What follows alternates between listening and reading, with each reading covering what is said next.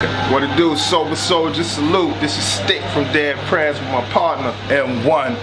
And you are in tune to gotkushTV. There was empires in Africa called Kush, Timbuktu, where every race came to get booked. My success to you, even if you wish me the opposite. Sooner or later, we'll all see who the prophet is.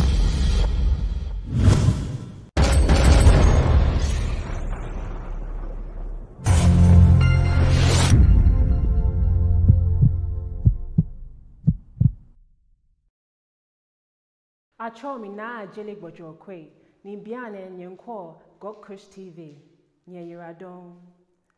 My name is Na Jeli Gbojo Kwe, and right now you're watching gotkushTV. Thank you.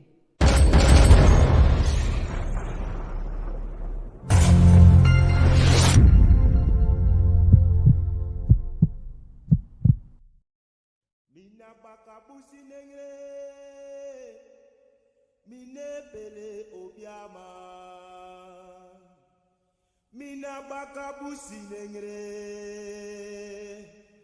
me fele sama. Mina bakabusi nengre mine pele obiama. Mina bakabusi nengre me fele sama. Mina bakabusi nengre mine pele obiama. Mina bakabusi nengre me fele sama. Mina bakabusi nengre mine pele obiama. Mina bakabusi nengre me fele sama. Mina bakabusi nengre mine pele obiama. Mina bakabusi nengre me pele sama. Mina bakabusi nengre mine pele obiama. Mina bakabusi nengre me pele sama. Mina bakabusi nengre mine pele obiama. Mina bakabusi nengre me pele sama. Mina bakabusi nengre mine pele obiama. Mina bakabusi nengre me pele sama. Mina bakabusi nengre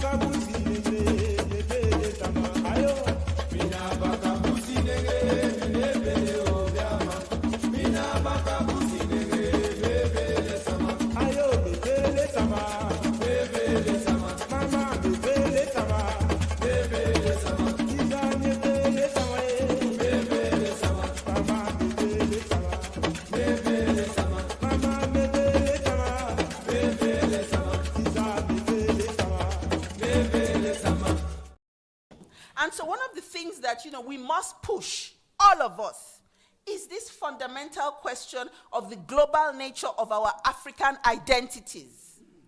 That we stop, to see ourselves as Nigerians and Gabonese and, Ghanaians and Congolese and all these other nonsensical identities that we have.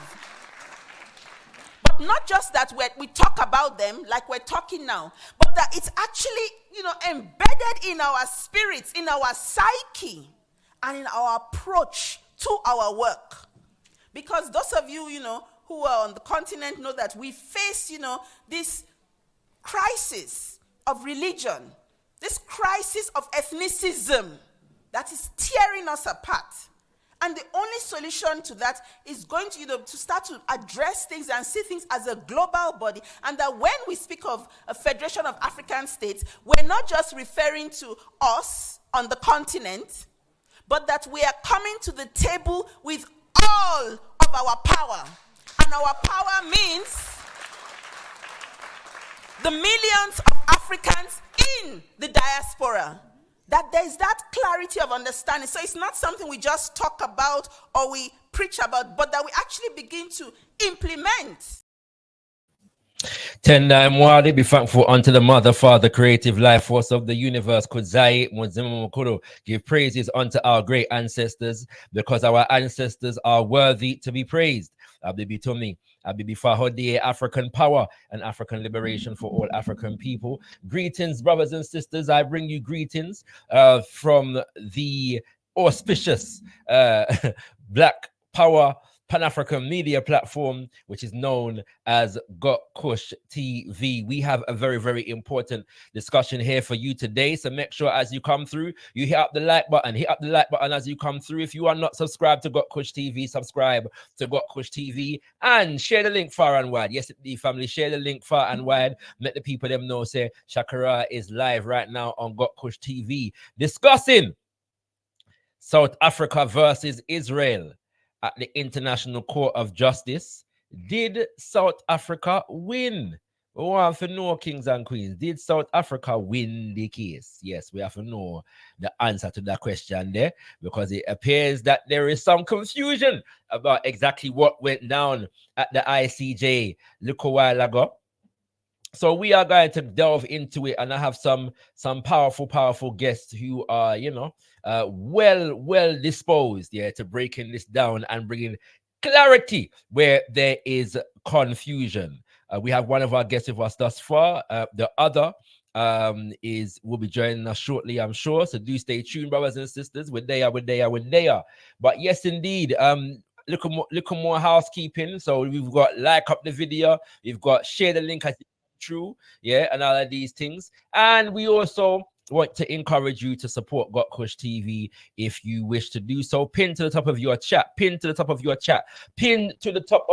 and also featured in the description to this video, you will find a link to our Patreon where you can make a one-off or monthly contribution to the development of gotkushTV as your #1 Pan-African Garveyite Universal African Nationalist media platform based in the UK and transmitting worldwide. So we look forward to your continued support and giving thanks continually for all those who are supporting at the moment. We appreciate you all, and we appreciate you abundantly, brothers and sisters. And so as we develop, we will be getting into producing some of our flagship content. And if you look through our archives and our playlist, you will note some of the shows that we've been producing in the past. And so we want to get back to producing those shows, and your contributions will definitely assist us in being able to do so. All right, so we give thanks, brothers and sisters. We also want to let you know that we do have a new show that is launching next month. For more details, do stay tuned for more details, because we are going to be bringing you democracy, demonstration of grace, crazy demonstration. If it no be crazy, why for Africa? Yes, indeed, Kings and Queens. Let me just get it to you one more time. Democracy, Demonstration of grace. Crazy demonstration. If he no be crazy, why for Africa?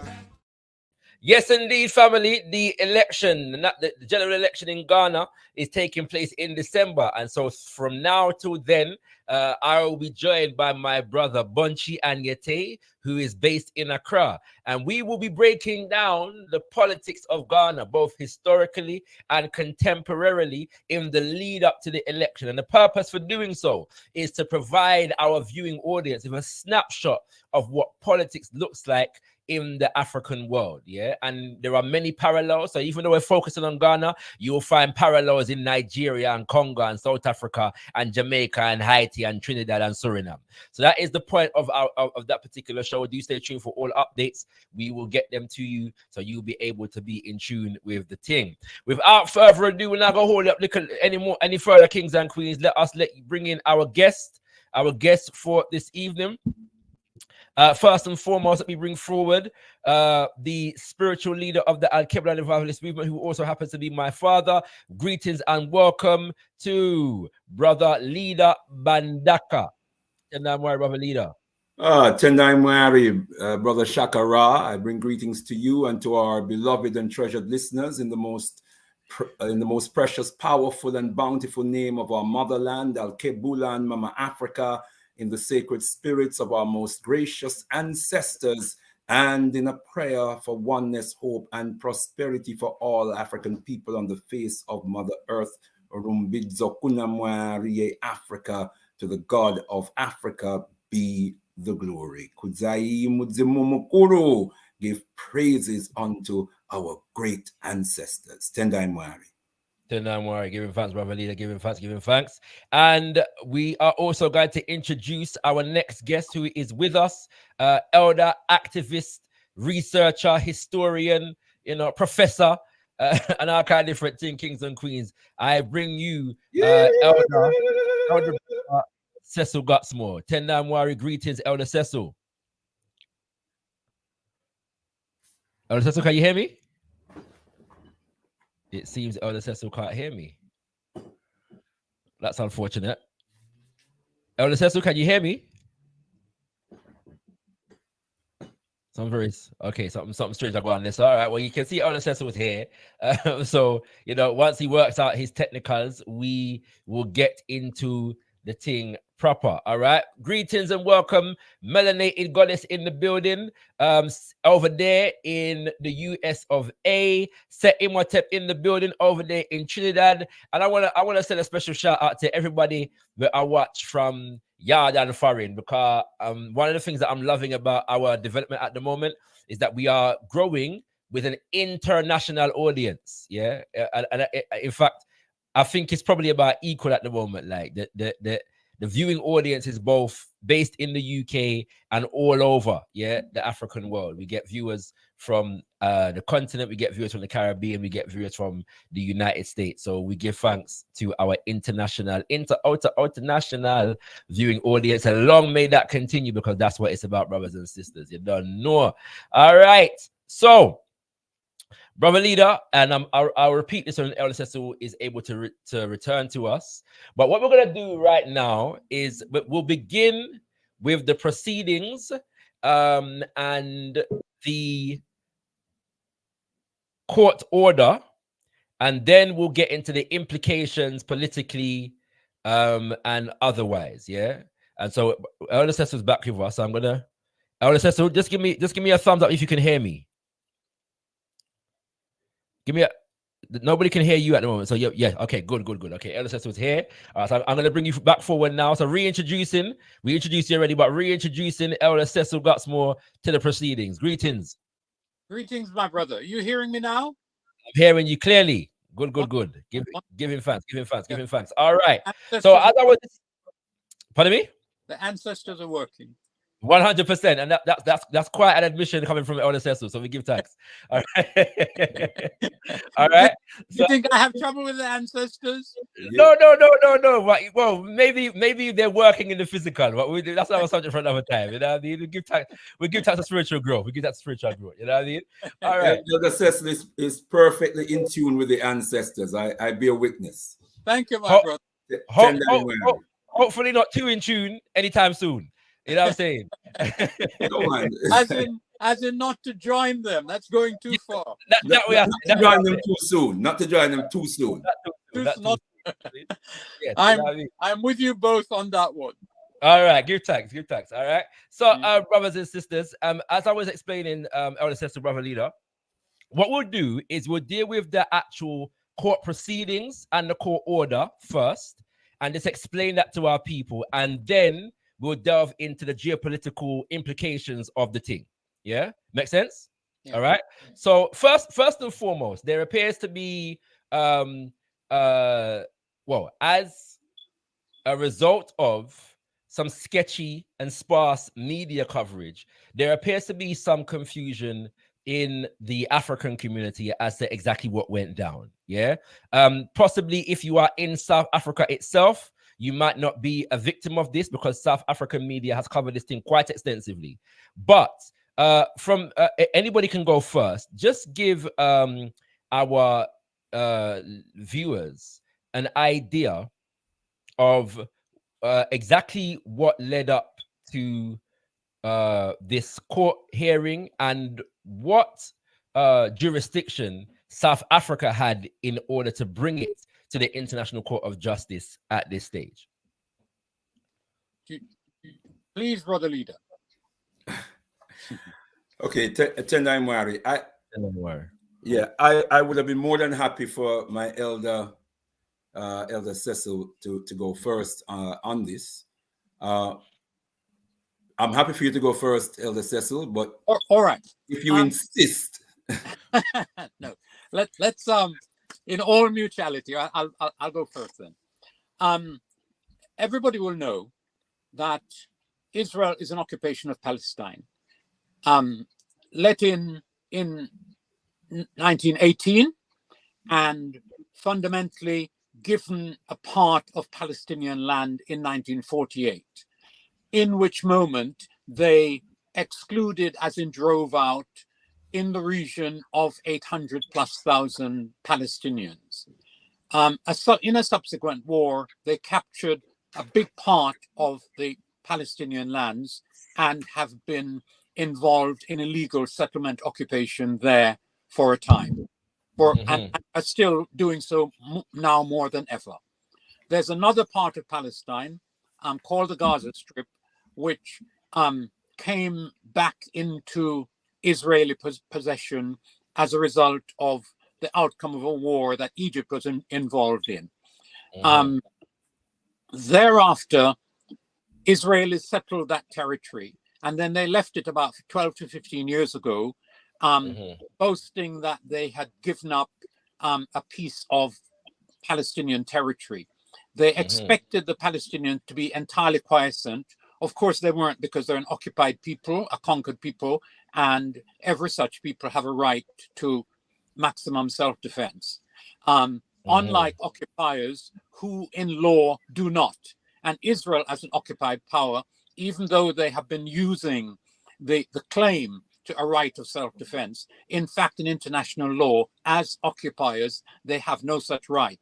As everybody would know, if you think about Germany during the Second World War, when they were in occupation of France, all of the French people had the right, which they exercised as a national self-defense force, to fight the Germans. Now, so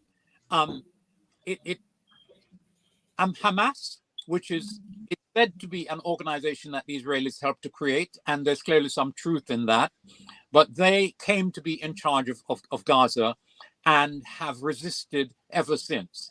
That, it was the Israeli intention anyway, but they've turned Gaza into an outdoor concentration camp. It's completely blockaded.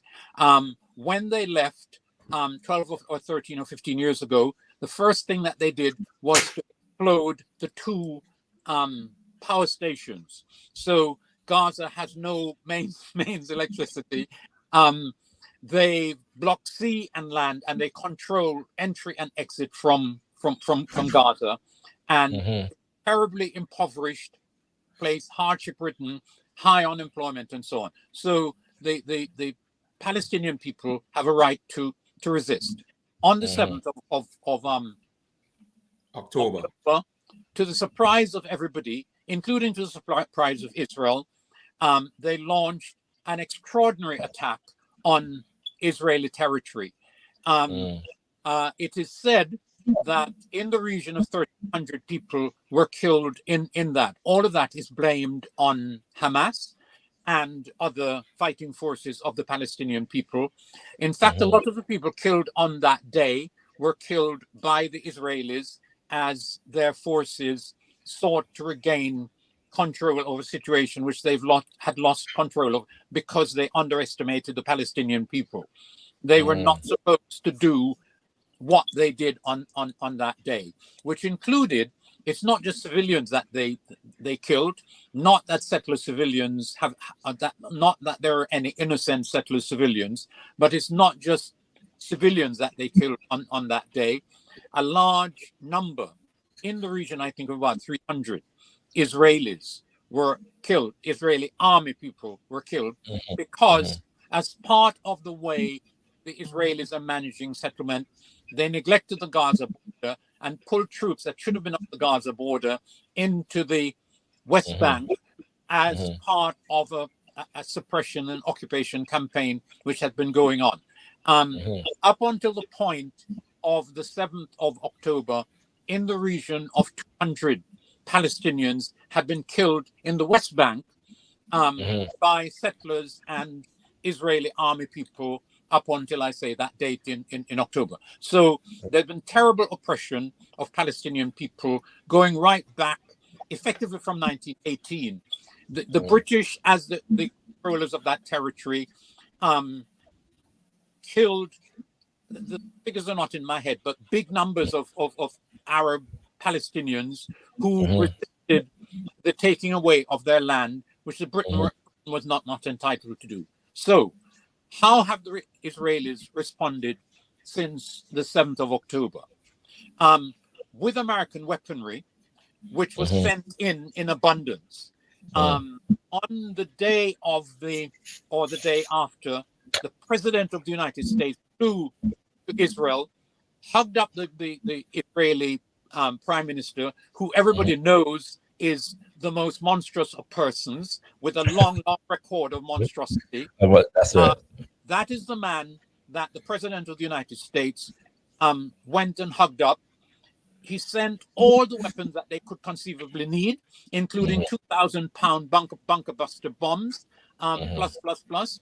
He sent 2 naval task force units, one to the Eastern Mediterranean and the other one to the Red Sea. They're still there. And that one in the region of the Red Sea is the one that they're using against the Hutu resistance in Yemen. Now, the operation that the Israelis have mounted against Gazans on the grounds that they're defending themselves, in international, their friends who are complicit in what has turned out to be a terrible genocide have said that they have a right to self-defense. Let us say for a moment that that is true. That absolutely does not entitle you to do any of the things that the Israelis have done. It does not entitle you to threaten the death of civilians and tell them to move, otherwise we're going to kill you in a certain period of time. All of the Gazan population has been shifted from where they lived since the 7th of October. When the Israelis threatened to bomb, first of all, it was to the north and east of the Gaza Strip. 1 million people who lived in Gaza City, the capital, and elsewhere in that territory moved south. Israel said that down there would be safe. It has subsequently, and even at that time, turned out not to be safe because their bombing campaign and their military operation comes from land, sea, and air. And it is terrible. More bombs have been dropped. The figures are not in my head, but the figures are available all over the place. More bombs have been dropped on Gaza, which is a small place. It's 25 miles by 5 miles, than the Americans used in Iraq for the whole of that very long war. And it's more bombs than were used in many other campaigns. On the Palestinian figures, in the region of, it may now be more than the 25,000 I'm about to mention, but in the region of 26,000 people have been killed, most of them women and children. Not that the Israelis have any right to kill Palestinian men. And in addition to that, thousands, in the region of 70 or 80,000, have been injured, grievously injured. The Israelis have attacked hospitals, schools, flattened universities, all civilian infrastructure, housing estates, and so on, have been flattened, pushing the Gaza people further and further south. And what they intend to do is to force them to leave Gaza. Today's report is that they are now using seawater allegedly to flood tunnels. Everybody knows they've been advised that if they do that, it's likely to poison the water table under Gaza and make the Gazans who are entitled to stay there and who I hope do not leave because, So that generally is the background. A murderous genocide, and genocide simply means the destruction in part or in whole of a people. So now it is on that basis that South Africa is a member of the international community, registered with rights of access to the international court that has brought an action through the International Criminal Court. No, the International Court of Justice. There are two UN courts, not the criminal court, the one that they've tried lots of Africans and some former Yugoslavs, whatever they're now called. In The Hague. So South Africa brought this case, and what does it allege? It alleged that all of the evidence, which is of two kinds, confirms that there is a case for Israel to answer. First of all, a case relating to the intent to commit a genocide. And there is so much evidence of that kind from the Israeli president, from Israeli prime ministers, from Israeli defense ministers, and many other cabinet ministers that have been declaring that the Palestinians are not people, they're human animals, and are there to be destroyed, and they've set about destroying them. Something like 1% of the population have been killed or injured. So the genocidal intent was and is easy to prove on the basis of declarations, verbal and written declarations by members of the Israeli ruling circle. So that was a part of the case, the evidence that the South Africans, acting, I believe, properly and in the interest of humanity, certainly of African humanity, certainly of Arab humanity, brought. The second part was that as soon as you start to look at what the Israelis have been doing in Gaza since about the 7th or 8th of October last year, that it fits the definition of genocide to a T and beyond. So to a double T, right? It fits the definition. And the South Africans asked the court to demand of Israel an immediate ceasefire.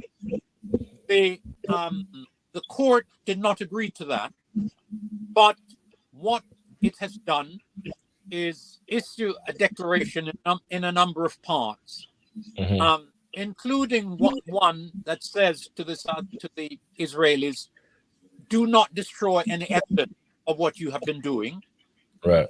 And secondly, come to us within a month with the evidence that would go to show that you haven't been doing what, on all of the evidence in front of us, that's the court.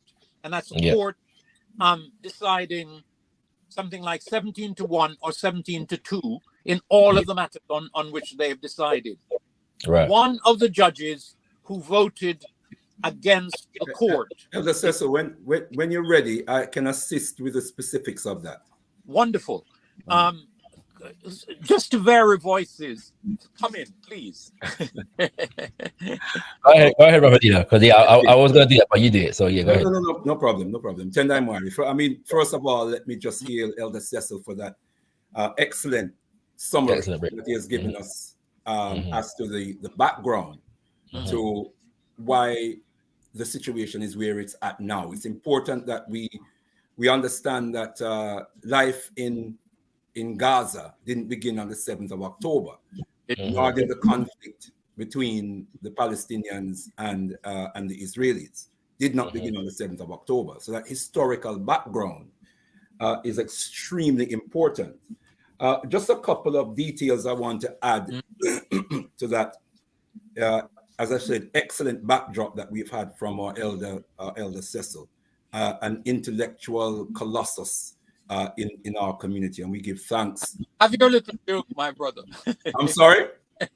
I said, have your little joke, as you must. No, that's not a joke.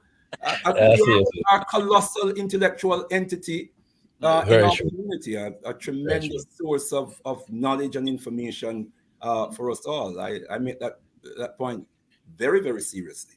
Let's not distract us without love of each other. But it's not a distraction either. I want the viewers to know they're in very, very safe hands. Those who may not know.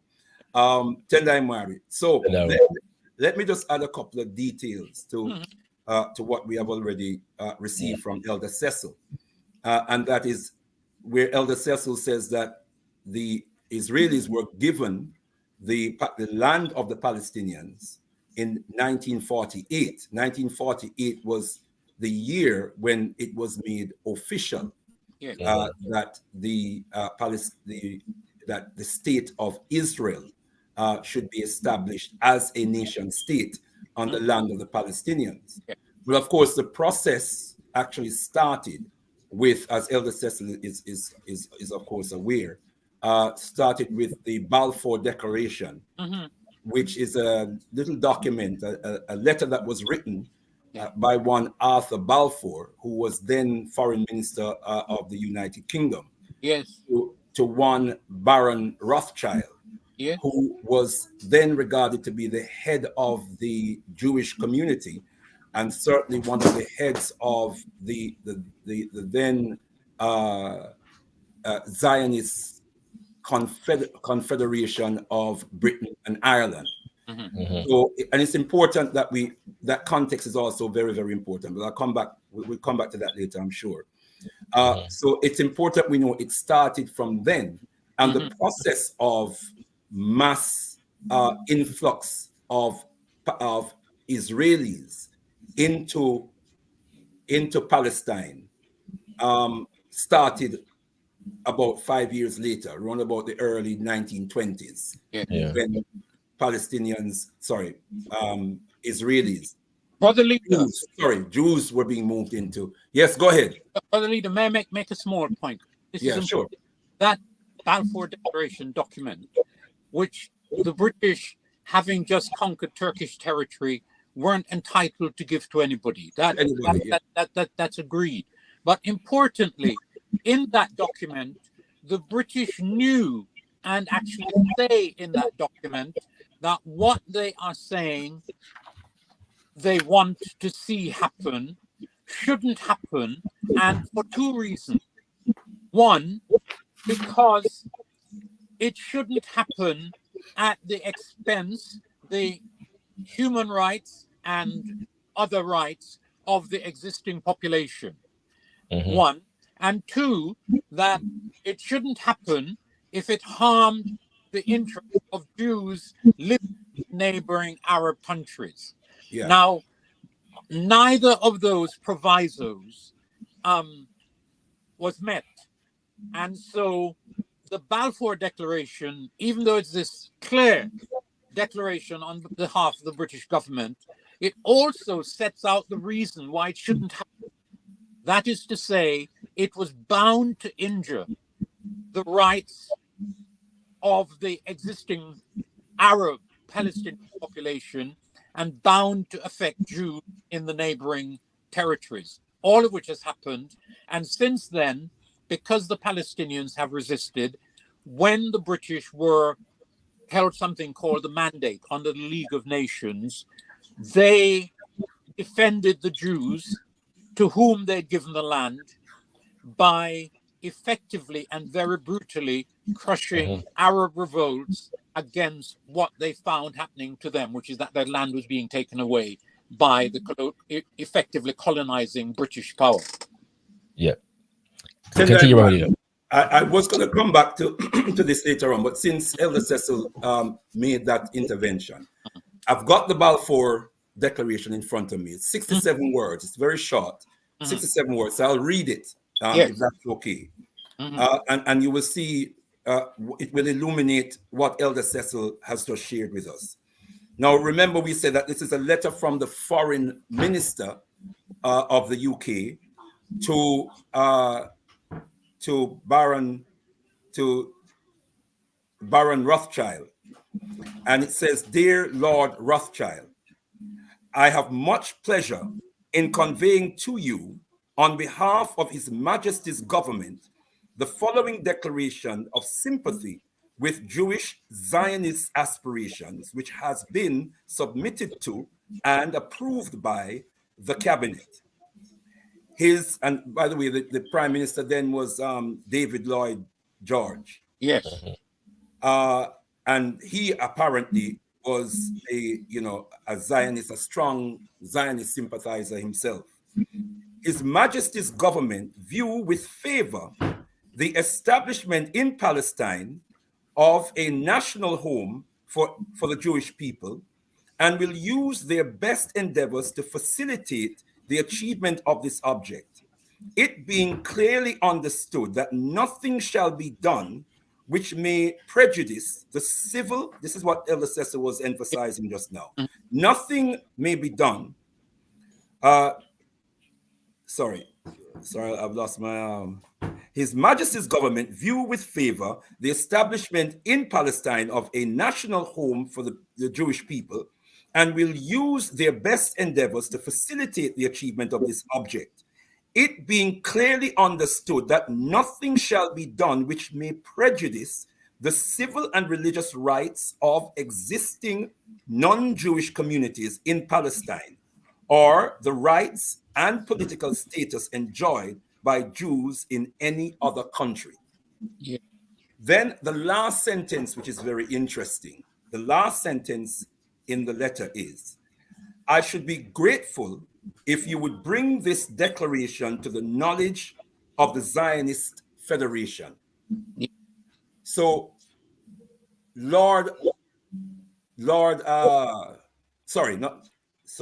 Arthur Balfour is writing to Lord Rothschild. Yes.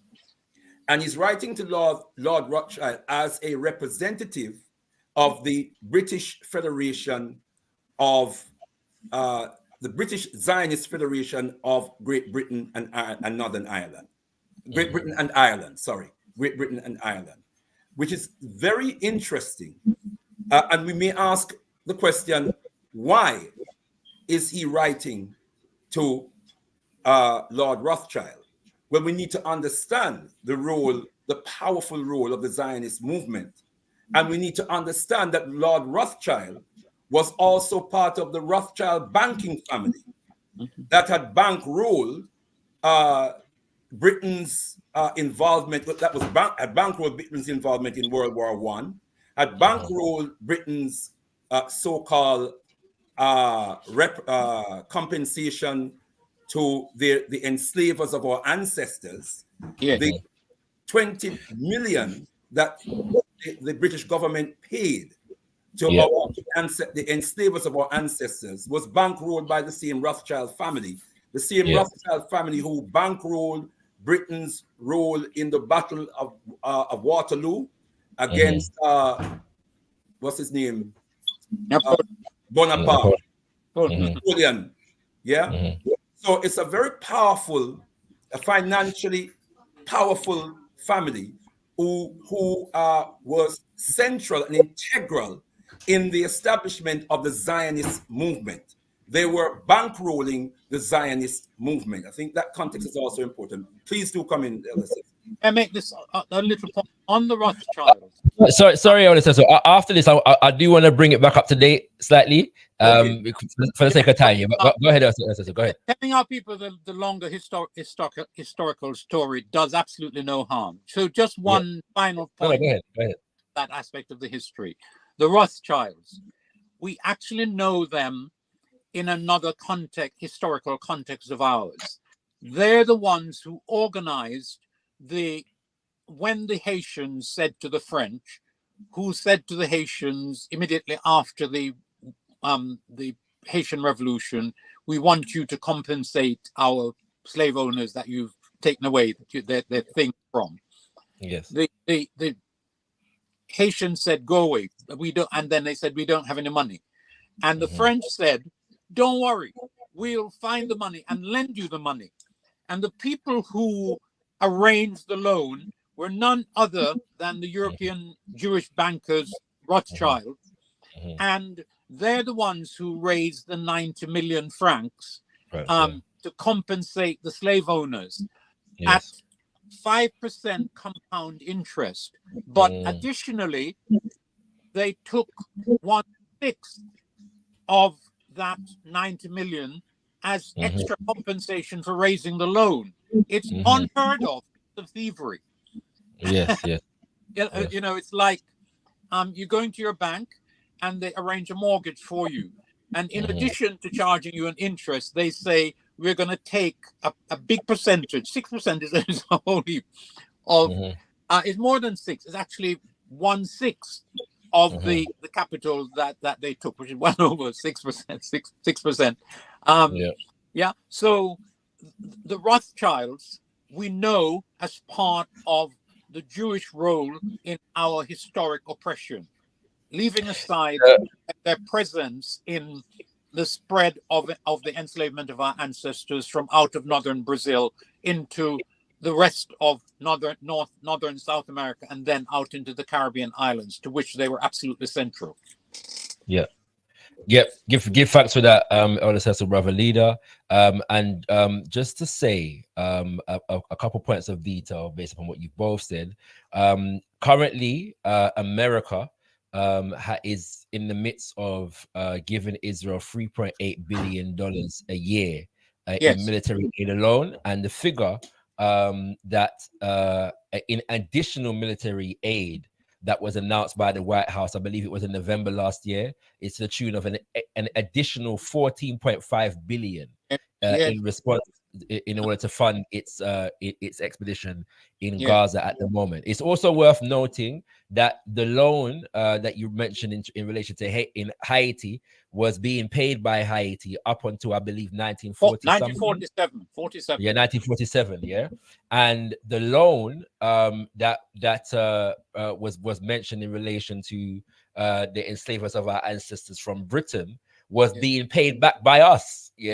Until 2015, I believe. Until 2015, which is 9 years ago. 9 years ago, depending on exactly when it was concluded. So the descendants of those enslaved Africans were paying back that money to these banks. At that time, it's also worth noting. I'm just going to read actually. Shakara, bear with me 1 second, please. Okay, Brother Leader, no problem. All right, so Brother Leader will be back with us. So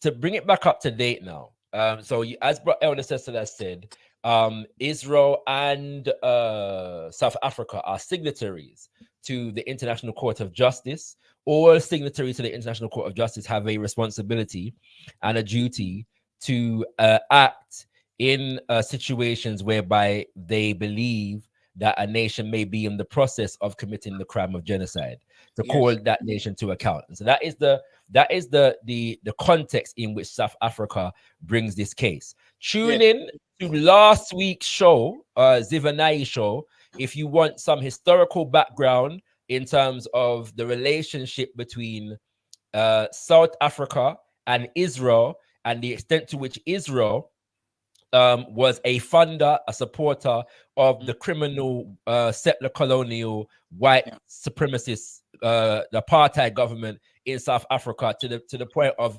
ensuring that they were able to secure a nuclear arsenal. We won't go into that whole history today because we went into it last week. All right, we don't worry. If you want to touch it, you can do. But I'm not just letting everyone know that we did a video on it last week, so you can go watch that. Yeah, that's the context in which that happened. Now I'm going to read the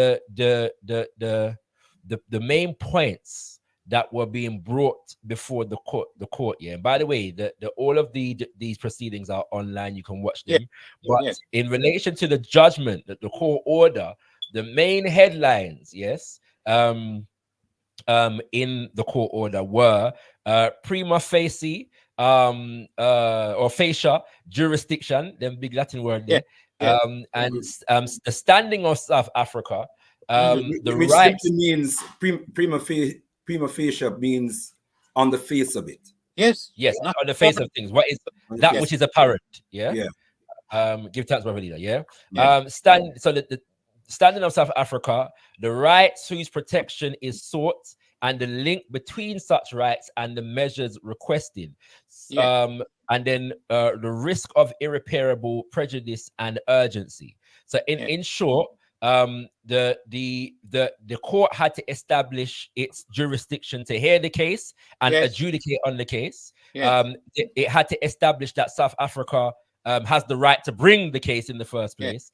It had to establish the what exactly South Africa is asking to be done, and whether they have the right to enforce such or adjudicate on such measures, and they were also establishing whether there is in fact a risk of what Israel is doing, causing irreparable damage to the people of Gaza. Those are the 5 major points, that were being heard.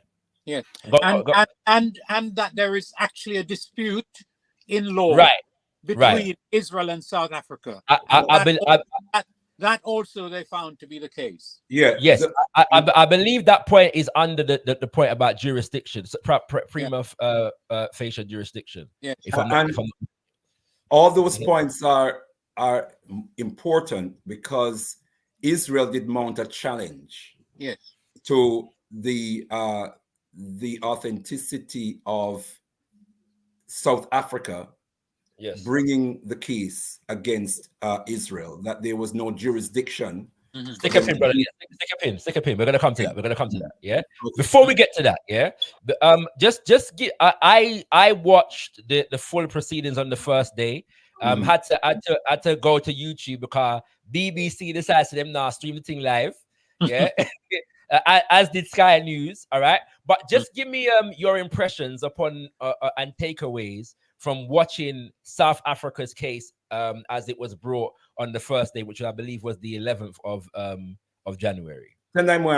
Just before we do that, Brother Chakara, if I may, just one more detail I wanted to add to Elder Cecil's opening, if I may, which I think is important, where Elder Cecil made reference to the occupation of Gaza and that the Israelis left the Israeli settlers left Gaza some 15 years ago.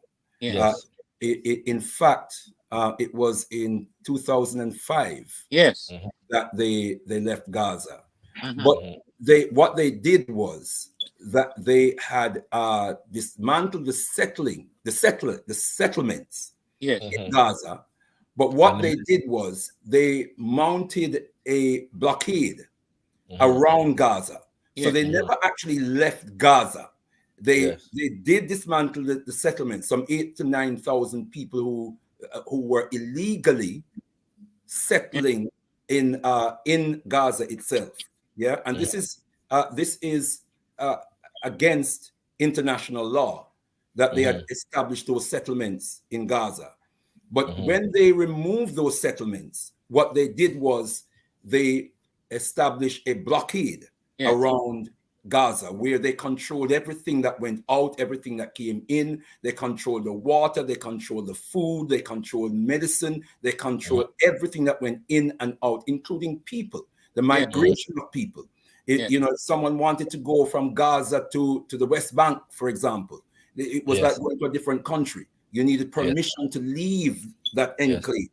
And oftentimes permission would be refused. If you wanted to go and see a relative, a friend, you know, whatever, you wanted to go for medical treatment, oftentimes you wanted to go to a particular hospital for medical treatment and were refused.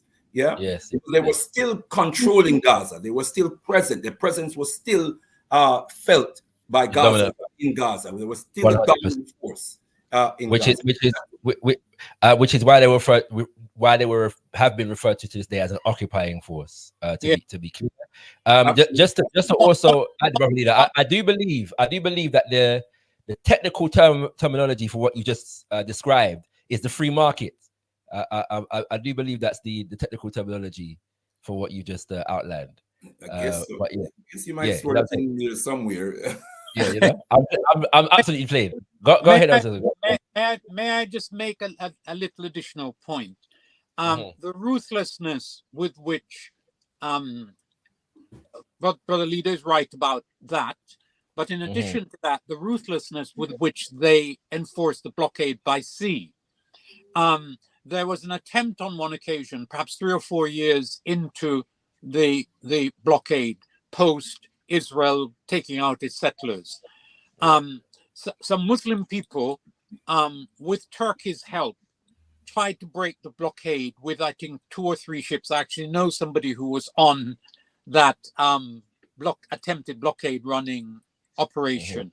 And the Israelis attacked those ships and killed some of the people on them. And just turned them back.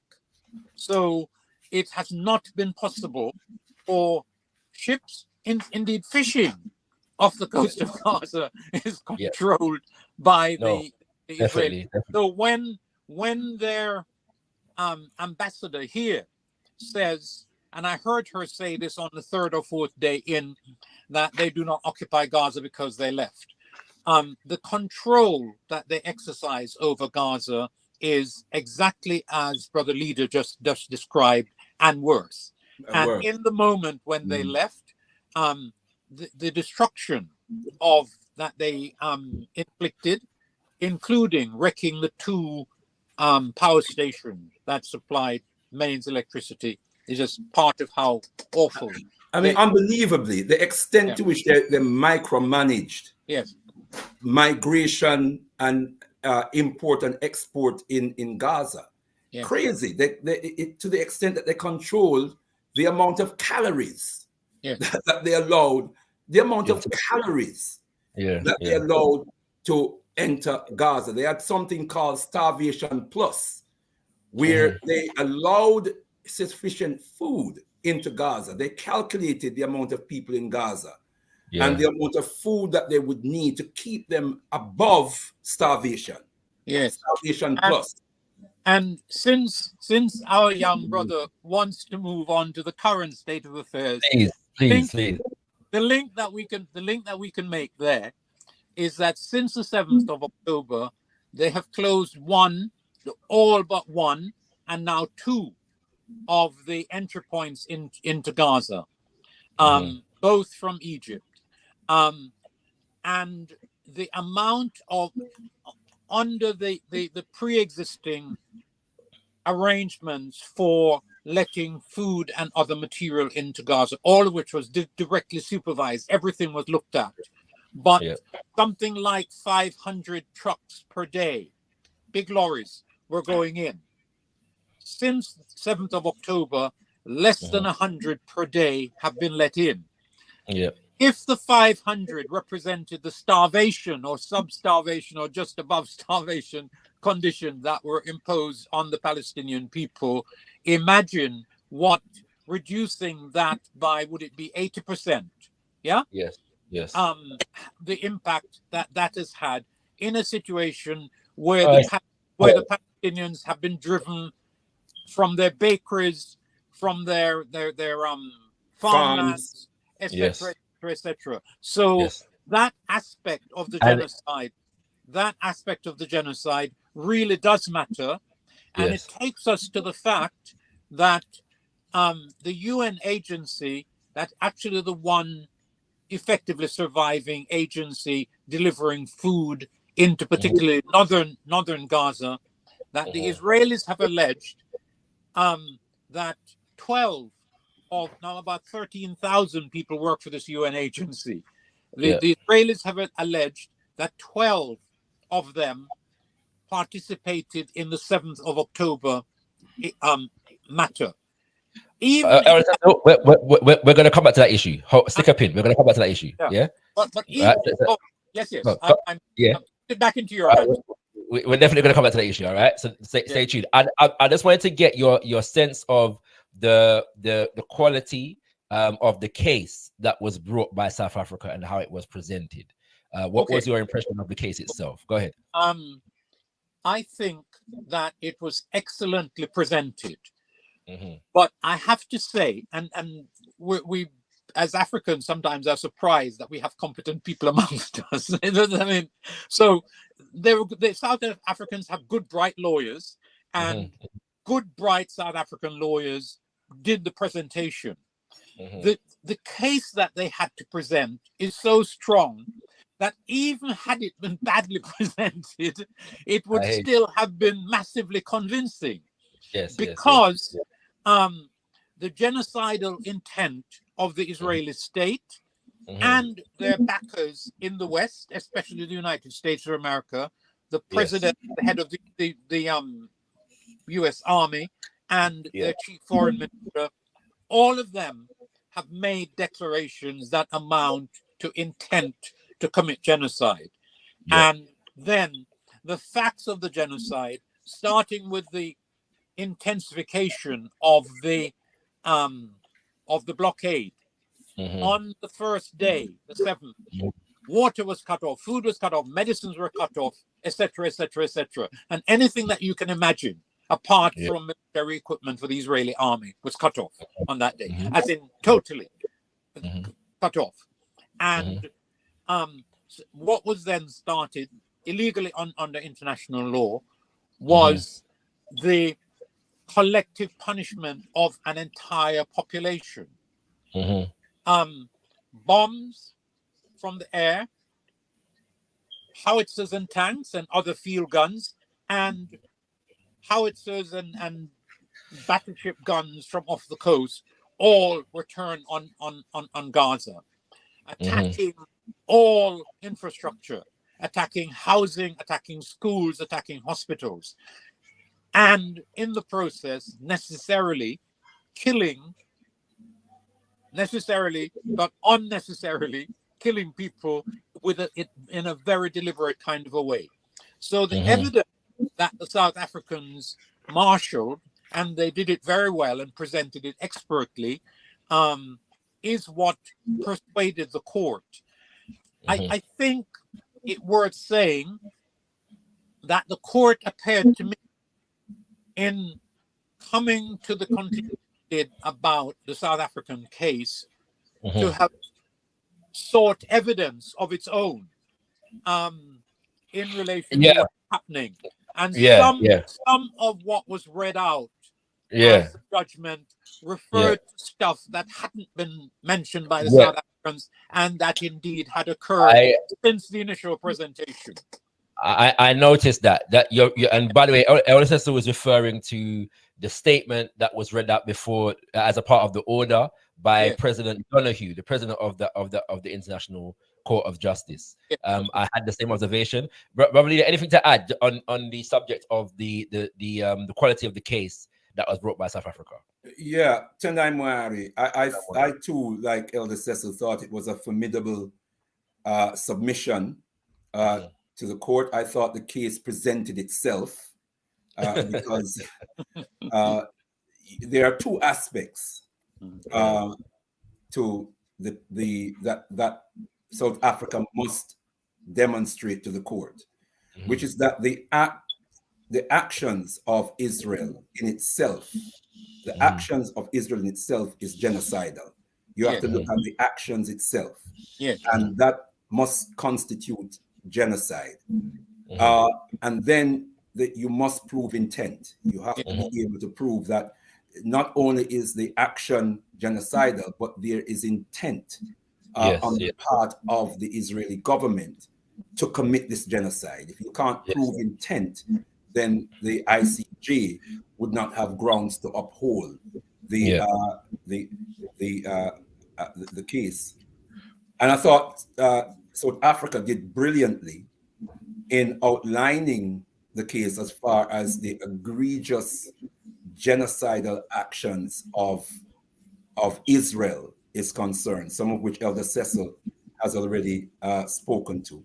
25, nearly 26,000 people slaughtered, killed. Some 7,000 are estimated to still be on the rubble. 70% of these casualties, 70% of the deaths are women and children. Bear in mind that 50% of Gaza is said to be populated by children. They talked about children suffering amputations without anesthetic. And children being born to mothers without anesthetic. Children being born to mothers without any form of anesthetic, without any form of antiseptics. They're doing cesarean without anesthesia and all kind of different. And all of that. When you think 63,000 injured people, at least 63,000.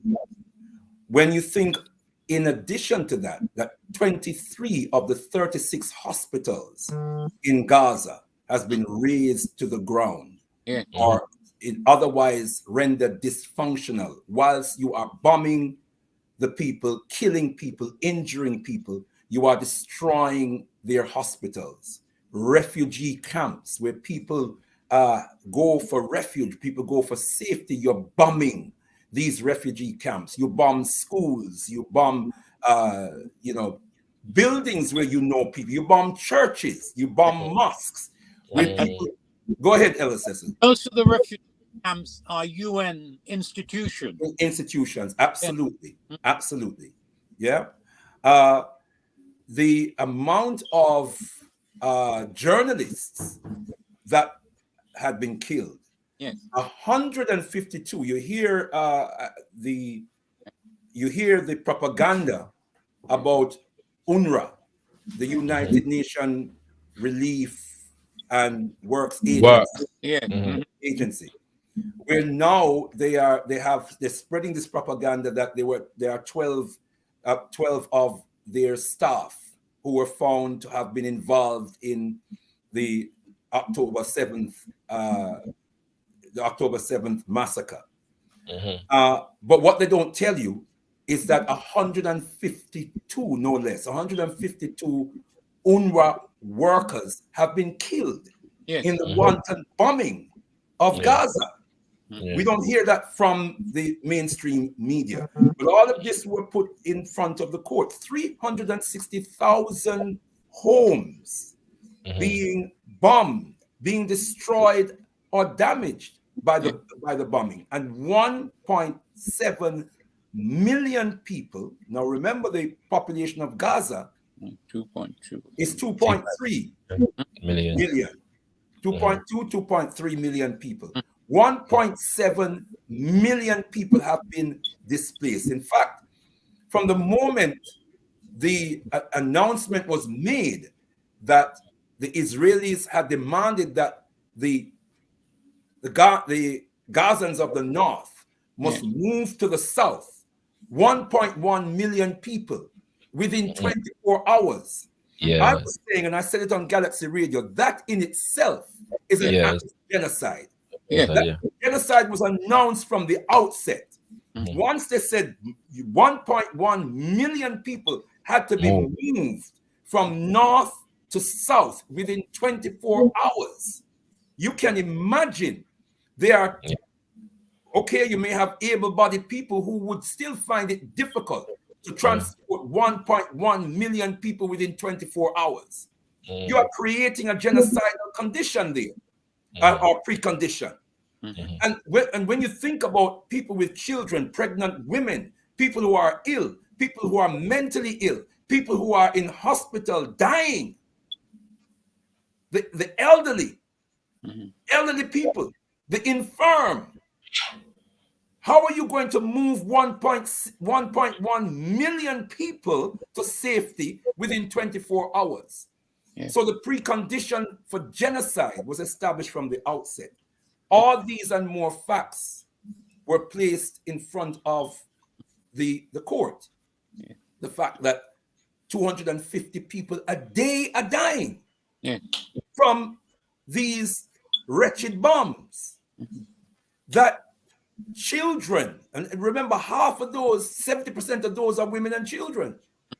That up to 10 children a day, it's reached a stage now where 10 children a day are experiencing amputations with, as we said, without anesthetic. I'm emphasizing now that in that context, there are 10 children a day that are going through this experience.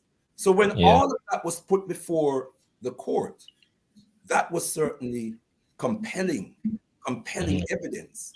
And then the South African government was able to rely not only on these facts and statistics, but they were able to rely upon UN personnel, like the Secretary General, the UN Secretary General, who had traveled to Gaza and who had come back 2 or 3 or 4 times, each time giving a woeful report of what is happening on the ground that was getting worse, and that the humanitarian crisis was mounting, people are dying, and that he was concerned about the capacity to recover this situation whenever the bombings would end. There were those reports from UN personnel. Then in addition to that, in terms of intent, they were able to quote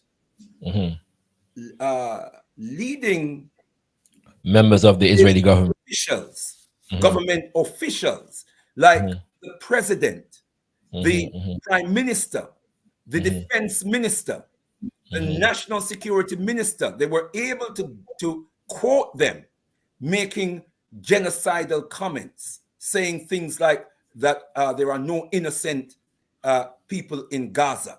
They must assume that all of them are guilty. Blatant statements, blatant genocidal statements that were being made publicly. And they were able to connect those statements. Those statements also are similar statements in the mouths of military heads, military generals, and in the mouths of foot soldiers, showing where the intent is being transmitted from the government level to the head of the military, to the ordinary foot soldiers. I thought it was a brilliant, as I said, submission from brilliant submissions from the South African government, and I thought it was a very, very compelling and formidable case. Elder Cecil, your camera seems to have gone black. Are you still with us?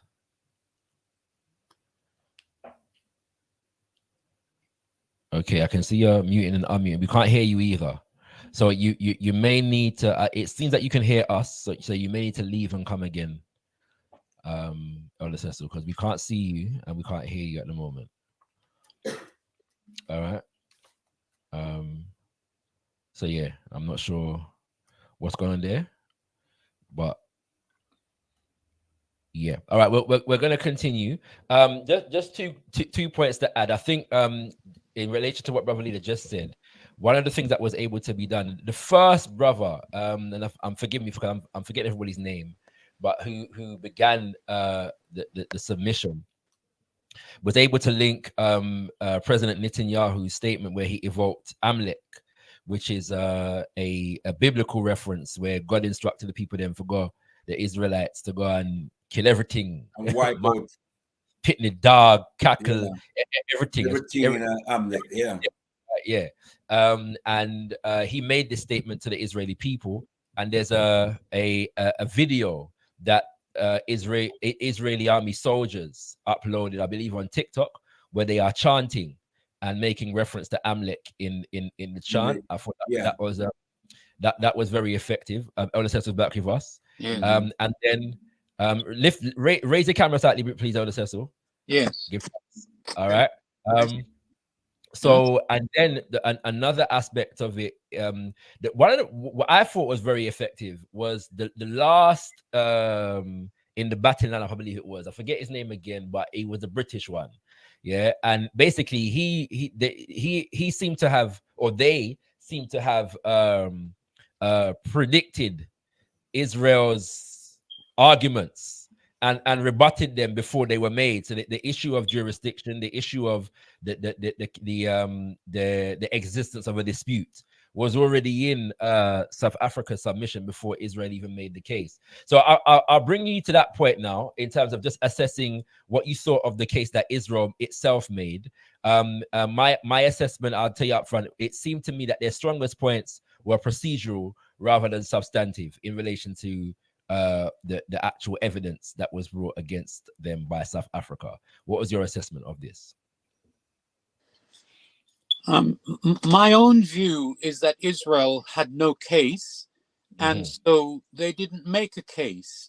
Right. What they thought to do, as you correctly say, is to say that the court had no jurisdiction, to say that they were acting on their right to self-defense, and that for the court to go with what South Africa was arguing would leave them at the mercy of Hamas, who had not yet been destroyed. That was the in effect and in fact the Israeli case, and it can be no case when what you are being, it can be no answer, no defense when what you're being accused of is on the evidence of your own conduct, a genocide. Against, in respect of which there's a specific international statute to which you signed up, and against which you're manifestly acting contrarily. I would add to that. I'll underscore that and add that they also tried to impugn the character and the motive of South Africa. By arguing that they were in league with Hamas, which is a terrorist group, a genocidal terrorist group itself, who attempted to effectively commit genocide, and who have a policy of committing genocide against Israel. So that's the angle that they tried to use to impugn the character and the motive of South Africa. Obviously, it did not work. It fell flat on its face. And I agree with Elder Cecil. They did not have a case. They expertly scraped the bottom of the barrel. And it clearly did not work for them, because the point which they made about jurisdiction or non-jurisdiction and non-dispute, and therefore requesting that effectively they were seeking to have the case thrown out. Which is quite a typical legal strategy. It's a common legal strategy, yes. And as I said, they had to go down the procedural line where that was concerned. But clearly it did not work. It wasn't accepted by the court. Tendai Brothers and sisters, we are speaking to Elder Cecil and Brother Leader Bandaka in relation to the recent court hearing that was brought by South Africa against Israel at the International Court of Justice. Now, I know lawyers in this world. I know a liar, you know. We said them until recently, them never know nothing about the International Court of Justice. Yeah, we're quite familiar as African people who follow any kind of politics with the International Criminal Court, but the International Court of Justice seems to be less well used. Yeah, and so there are even lawyers in this country who are not necessarily too familiar with it. Yeah, but we're going to get onto that. Perhaps, Brother Shakara, sorry to interrupt you. We should clarify for the viewers the difference between the ICC and the ICJ, because I know Excellent some point. people, Go ahead. yeah, I know some people are confused about this. Go ahead. Simply that the ICC is a criminal court that tries individuals, yeah, and the ICJ is a court that tries states, nation states. Yeah. That is, and that's an excellent point as well, in the sense of the fact that because Palestine is not a state, Gaza is not a state, whatever crimes Israel accuses the Hamas of cannot be brought within the jurisdiction of the court, because in Palestine is not recognized as a state. Yeah. So that's an essential point to include in this as well. Brothers and sisters, if you want to ask questions, a few of you have already, I will get to them. Please at gotkushTV in the chat, and we will get your questions to and or comments to Elder Cecil and Brother Leader Bandaka. I'm going to do a couple things now.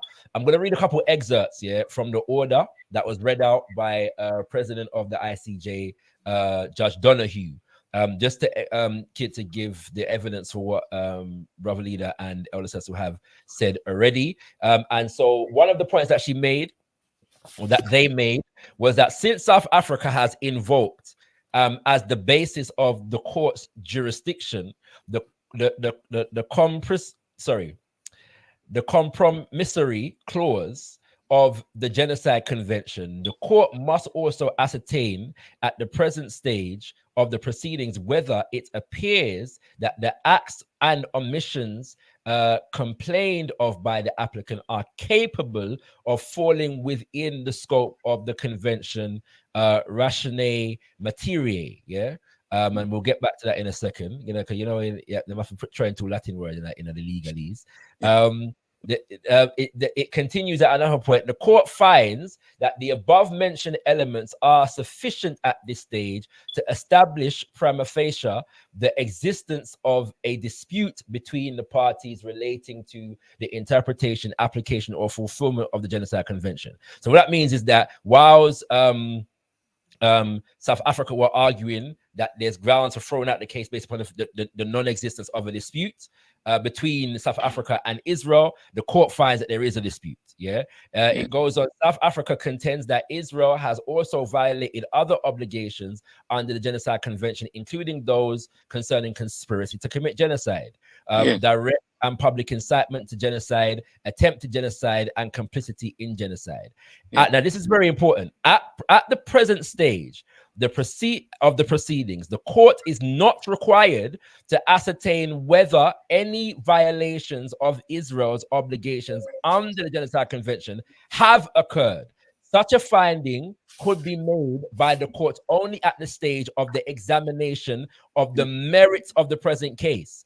As already noted, at this stage of making an order on a request for the indication of provisional measures, the court's task is to establish whether the acts and omissions complained of by the applicant appear to be capable of falling within the provisions of the Genocide Convention.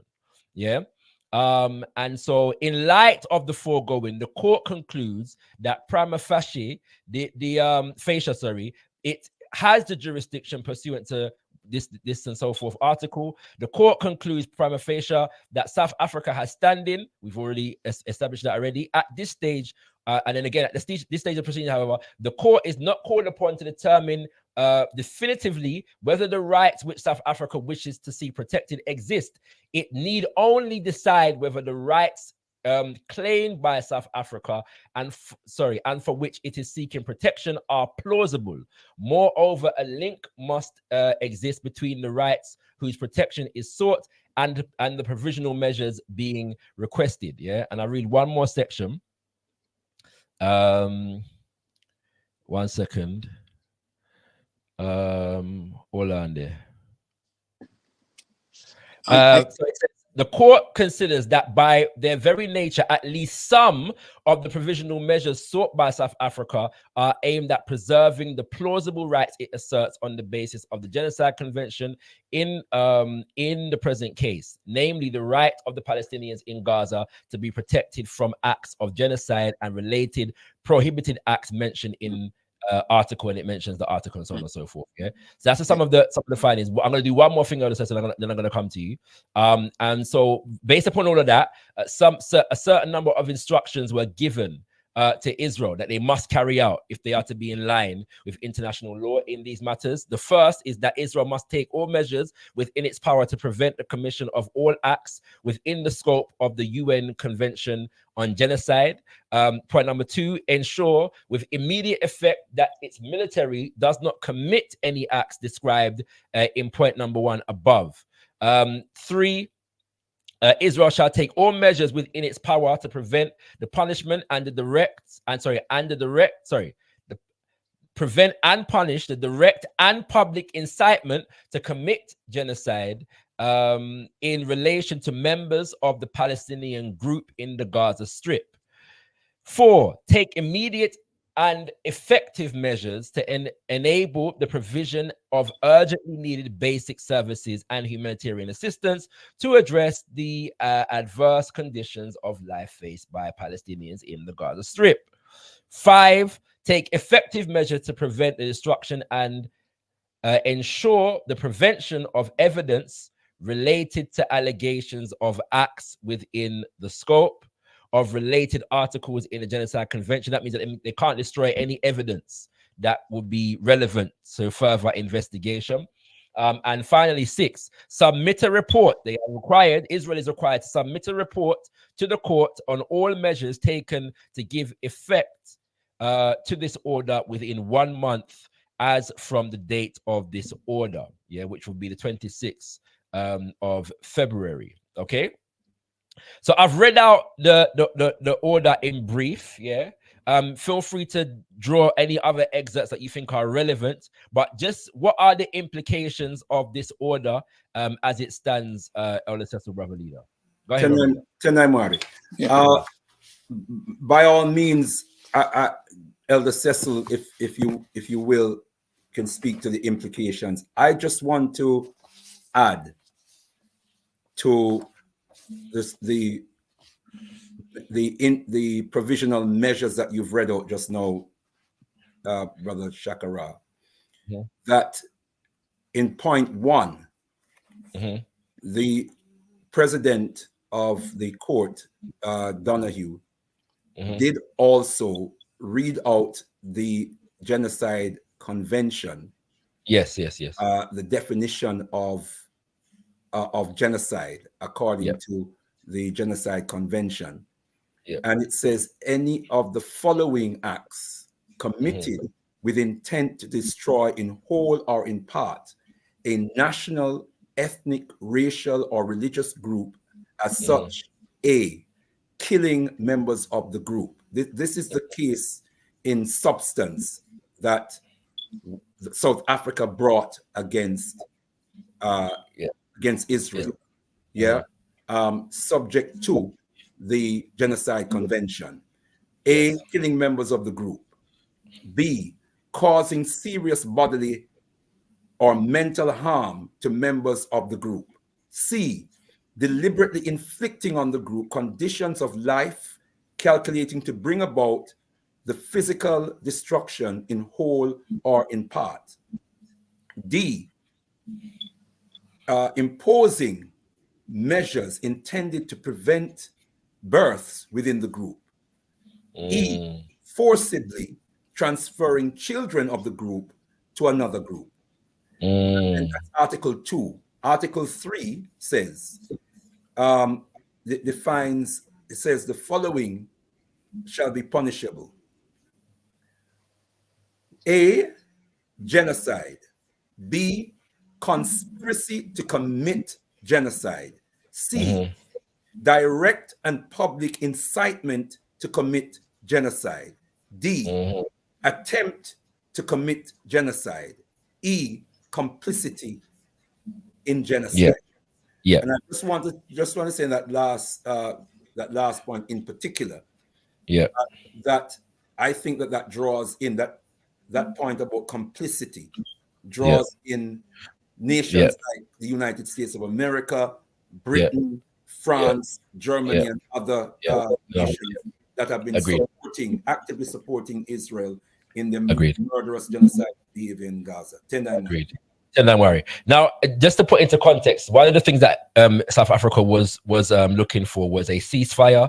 The court did not order a ceasefire on this occasion, which has led for some propaganda to suggest that they found in favor of Israel. Could you put that into context for us, Elder Cecil, in relation to the implications of remember, there was another point you wanted Elder Cecil to put into context as well, Brother Shakara. Let me just go. I thought it was important, so I don't want it to be forgotten. Which point was this? Sorry, something to be clarified. You wanted a response to the provisional measures and the that's what I'm going to address. Okay. The interpretation that this was a finding against South Africa because the court didn't order a ceasefire misses the point that all of the items which the court itemized and which you just read out, killing, bodily harm, destructive actions against, preventing birth, and so on, all of those would cease and should cease under the provisions advanced by the court. And so were Israel to respond as it should properly, cease the killings, which it hasn't. It's been killing 600 or something daily since this judgment.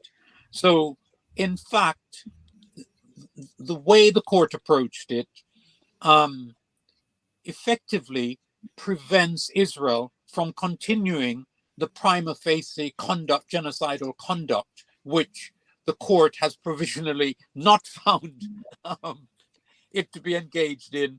But when it looks at what it's doing, it's impossible, even before properly investigating, not to order it to cease and desist from this range of forbidden measures under the Genocide Convention, namely killing, imposing bodily harm, destructive action, prevention of birth, and one or two others. I think that one of the strengths of the South African case, and it was very strongly presented, was just how much what we call homework, legal homework, they'd done beforehand. And so their case was extraordinarily strong in relation to matters of genocidal intent. They found statement after statement from all levels of Israeli society, beginning with the president. So this wasn't just right-wingers making statements. Army Ed, foot soldiers, Attorney General, foot soldiers, the president. So right from the beginning, and and then so conspiracy, intent, genocidal intent, and incitement. And on the incitement matter, the South African presentation was also extraordinarily strong, because much of what has been said and is still being said by Israeli personnel, senior ones, middle ones, and ones at the bottom of the society, represent incitement. The stuff that you were relating to, where they brought this biblical case, biblical matter of Amlak or whoever, and they had gone back and cited that, and field commanders were using that in briefings to soldiers. So the incitement, the intent, and the conspiracy to genocide were incredibly well presented in a well documented and well argued way. So that was one of the more impressive aspects of the South African presentation, in my view. Yes. All right, and the issue of a ceasefire, the South African government minister of foreign affairs, I do believe, Dr. Naledi Pandor, who was at the case, the hearing, said that on the issue of ceasefire, that basically it's her opinion that for Israel to basically enact any of the orders that were given by the court, they would have to enforce a ceasefire. That's effectively what I just said. That the killings, the bodily harm, the mental and physical damage, the prevention of births, or putting women under the kind of pressures that we've seen. All of those are actually effectively forbidding the genocidal conduct. Okay. Which is, these are the specifics, apart from the starvation that's actually being practiced. And were Israel even to begin to meet those which it has a duty to under international, it's actually a party to this convention, it cannot have continued what it's doing, but it is continuing, and the Americans and the British are aiding and abetting it. And what is more, and this is repetition, in going against UNRWA on the flimsiest of grounds. An organization with 14,000 employees, many of them Palestinians, with rights of self-defense. It's an extraordinarily small number that they may or may not have found to be complicit in that act of national resistance, which happened on the 7th of October. But even were the numbers of them be much larger, it would still represent no basis on which the facilitators of the genocide, Britain, the US, Canada, is a whole list of countries that have withdrawn their funding, even temporarily, from UNRWA.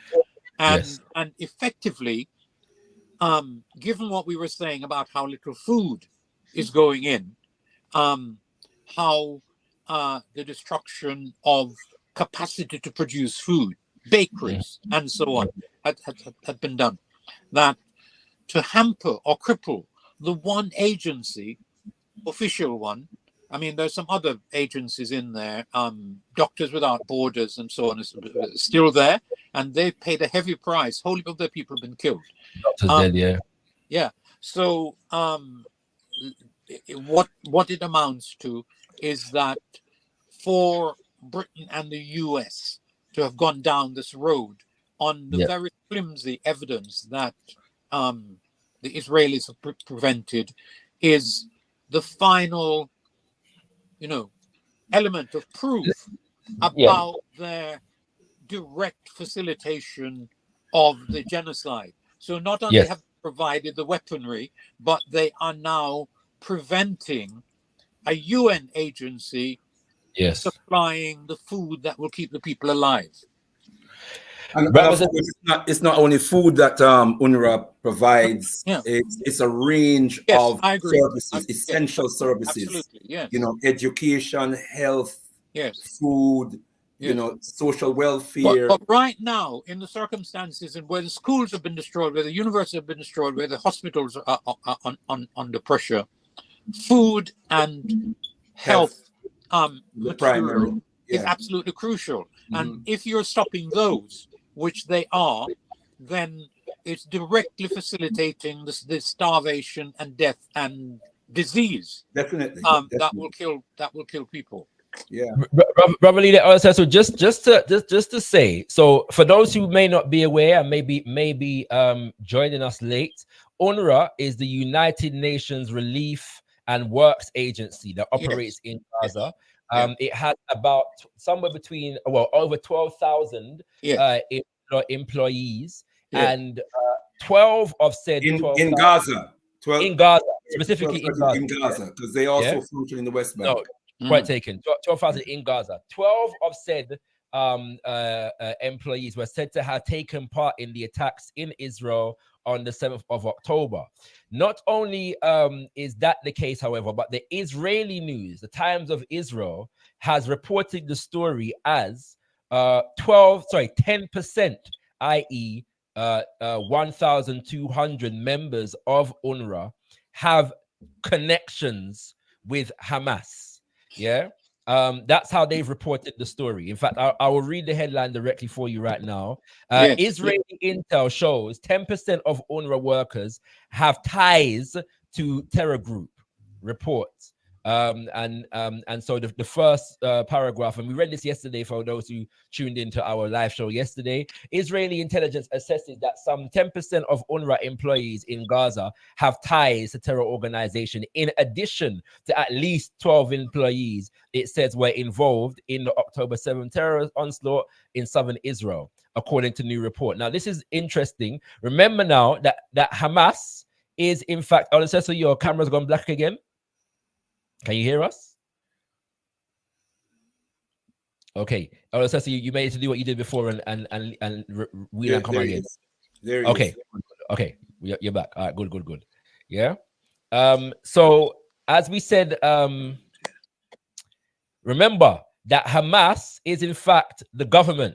Yeah. In the elected government in Gaza. So technically the entire population has some kind of tie to Hamas. So it's a very ridiculous claim, yeah.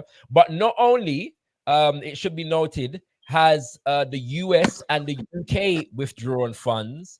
Germany has withdrawn funds from UNRWA. Italy. Let's not forget, Brother Shakaraz, the point has already been made that the Israeli government has historical connections and ties with Hamas, right? Yeah. Correct. Yeah. So technically, to say that 10% of UNRWA have ties with Hamas is ridiculous because they're the government. Yeah, in Gaza, it doesn't make any sense. All right. But I'm emphasizing the point that we're not just discussing US and Britain, Germany, Italy, the Netherlands, Switzerland, Finland, Australia, and Canada have all joined the campaign to withdraw funds from UNRWA, even as they either directly or indirectly fund or support Israel in what it is committing in Gaza as it stands at the moment. Yeah, I want to make that point very, very clear for our viewers so you understand exactly what is taking place. Now, what do yourselves want to say, Brother Leader Elder Cecil, about the timing of this announcement of UNRWA's apparent complicity in what took place on October the 7th? I guess the implications are obvious, but maybe I'm missing something. So what do you want to say about this UNRWA situation? And by the way, it should actually be said that this accusation has not been investigated by anybody. It's an accusation that has been levied by the Israeli government, and funds have been withdrawn on that basis alone. And this was announced on the 26th of January, which was the day that what I've just read out from the court finding, the court order, was due to be announced, yeah, and read. But go ahead. Sorry, Elder, if I may, I did want to make a quick point about the ruling, if I may, and I'll be brief. Go ahead, Rolly, go ahead. That just to clarify, yes, because we know people are listening with various levels of understanding, and I'm not suggesting that my level of understanding is supreme, but I do my best to make sense of these things because they are important. Yes.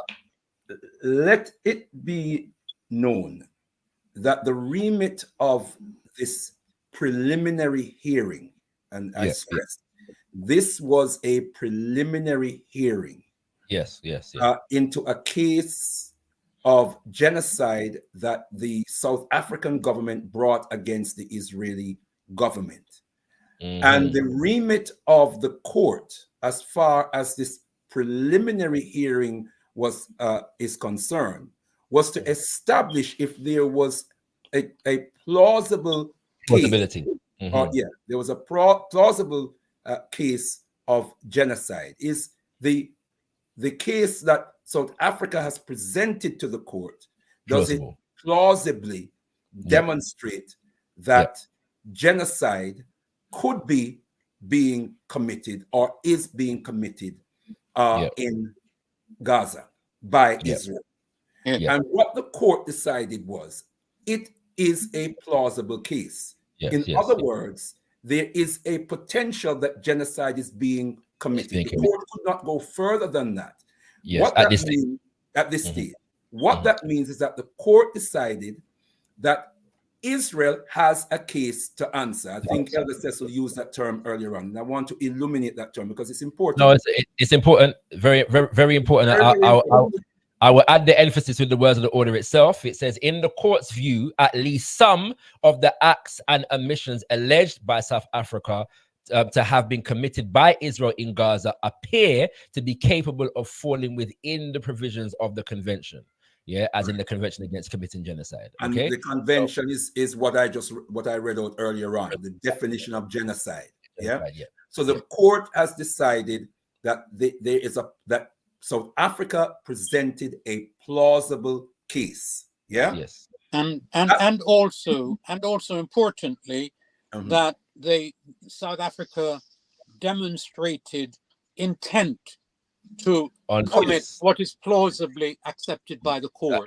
And that South Africa had brought convincing evidence that a conspiracy, not just conspiracy, the incitement was also demonstrated in the South African government's case and accepted as having been so demonstrated by the South Africans. So it isn't just that the court accepted the plausibility of the claim that Israel is committing genocide, but it also accepted the factuality of the intent and the factuality of the incitement and the factuality of the conspiracy on evidence gleaned by South Africa and presented to the court. Well, absolutely, because if you look back over the case, the president did read out the definition of genocide several times. Several times throughout the case. And obviously in the summing up, there were key points in which she made reference again to the definition of genocide. But I made that interjection because some people are confused about this and come away thinking the court did not uphold genocide. Genocide, which they weren't supposed to at this stage. Outside of the remit, but the potential of genocide. So what we need to understand is that the court is saying that this case, the presentation of this case raises a very serious question. It does appear, what the court is saying is it does appear that genocide is being committed. But of course, they can't establish that until the case is full trial. So now they're saying that it will be submitted to a full trial. Israel has a case to answer. To be clear, brother leader, just so people know that full trial could take years. It could take years, and hence the need for provisional emergency measures. And that's why the provisional measures have been put in, because there appears to be it appears to be a fact that genocide is taking place in Gaza by the actions of Israel. And just to crown the last couple of points that Elder Cecil made, as I said earlier on, the two main ingredients in this process is to establish the facts in terms of Israel's action. Do Israel's actions in themselves have the potential to amount to genocide or to effect genocide on the people of Gaza? The action itself needs to be examined, and then you have to prove intent. No intent, no genocide. So the court has embraced and accepted that there's evidence there that there is intent. And not having researched this court at all, I think it's interesting whether on any previous occasion it's come up with provisional measures of this kind, which work in such a way, if followed by the accused party, that it would prevent them carrying on the measures that plausibly amount to what they're being accused of. So sorry. Actually, I happen to tend to refer to this decision as a de facto ceasefire, call for ceasefire. Yeah, that's effectively what I'm saying. So we're in agreement on that. And it's just to illuminate that point, Elder Cecil. Just to illuminate that point. Yeah, that I tend to refer to it as a de facto ceasefire for the very reason you gave just now, which is that you cannot implement these measures. And as Naledi Pandor, the foreign minister of South Africa, as she also said, you cannot implement these measures without a ceasefire. All right, my other brothers, I think we've emphasized the point. I think we've emphasized that point. Go ahead. No, go on. We're not really disagreeing. I think we're amplifying the thing. But importantly, the provisional measures, if followed by Israel, would lead them to cease and desist from actions which, on the face of it, prima facie, confirm that the stuff that they have been shown to be intending to do and are being done would and must cease, because the specifics of the genocide read out by Brother Leader and to some extent by you, and certainly in the judgment that the leader of the court read out, is to stop the killing. It's to stop the multiple modes of bodily and mental harm, to stop destructive actions against this targeted population, and including preventing births in the population. And there are one or two other things. If Israel even began to take these provisional measures seriously, the genocide would cease, and this would cease. So even though there is no declaration as requested by the South Africans of a ceasefire, the court requires Israel to cease the genocide. Absolutely. To cease the genocidal conduct. Absolutely. So those who are saying, and I've heard this being said, I've even heard it on our beloved Galaxy Radio, that insofar as the court did not find genocide per se, and insofar as the court did not order a ceasefire, South Africa lost the case. Well, that's a complete misreading and misunderstanding of these extraordinary and very specific, entirely and directly related to the interior of the convention. And so anybody who thinks that Israel won and that South Africa lost either hasn't read or doesn't understand what the court actually did. And one of the things that interests me, and the last thing that I will say... can I just throw in something very quickly, Elder? Very quickly. I do want to move on. We have a whole for time, So I do want to... There's a few issues we get on. Just in terms of that last point you made, Elder Cecil, sorry to interrupt you in your flow. No, man, no props. Or they have not heard the responses of the two heads of governments of South Africa, who is jubilant about the outcome of the case, and Israel, who is seething, who is angry. Netanyahu is spitting fire. So he's not happy with the outcome. And Ramaphosa, who is I think it's important just to register that Israel has a double response. I saw and heard the Israeli Prime Minister Netanyahu say that they had won. And then went on to the condemnatory back. No, it's true. They're being very diplomatic. They're being very diplomatic. So basically, what they're saying is that they're already their line of argument, which is also the line of argument I made to understand from the ad hoc judge that comes from Israel.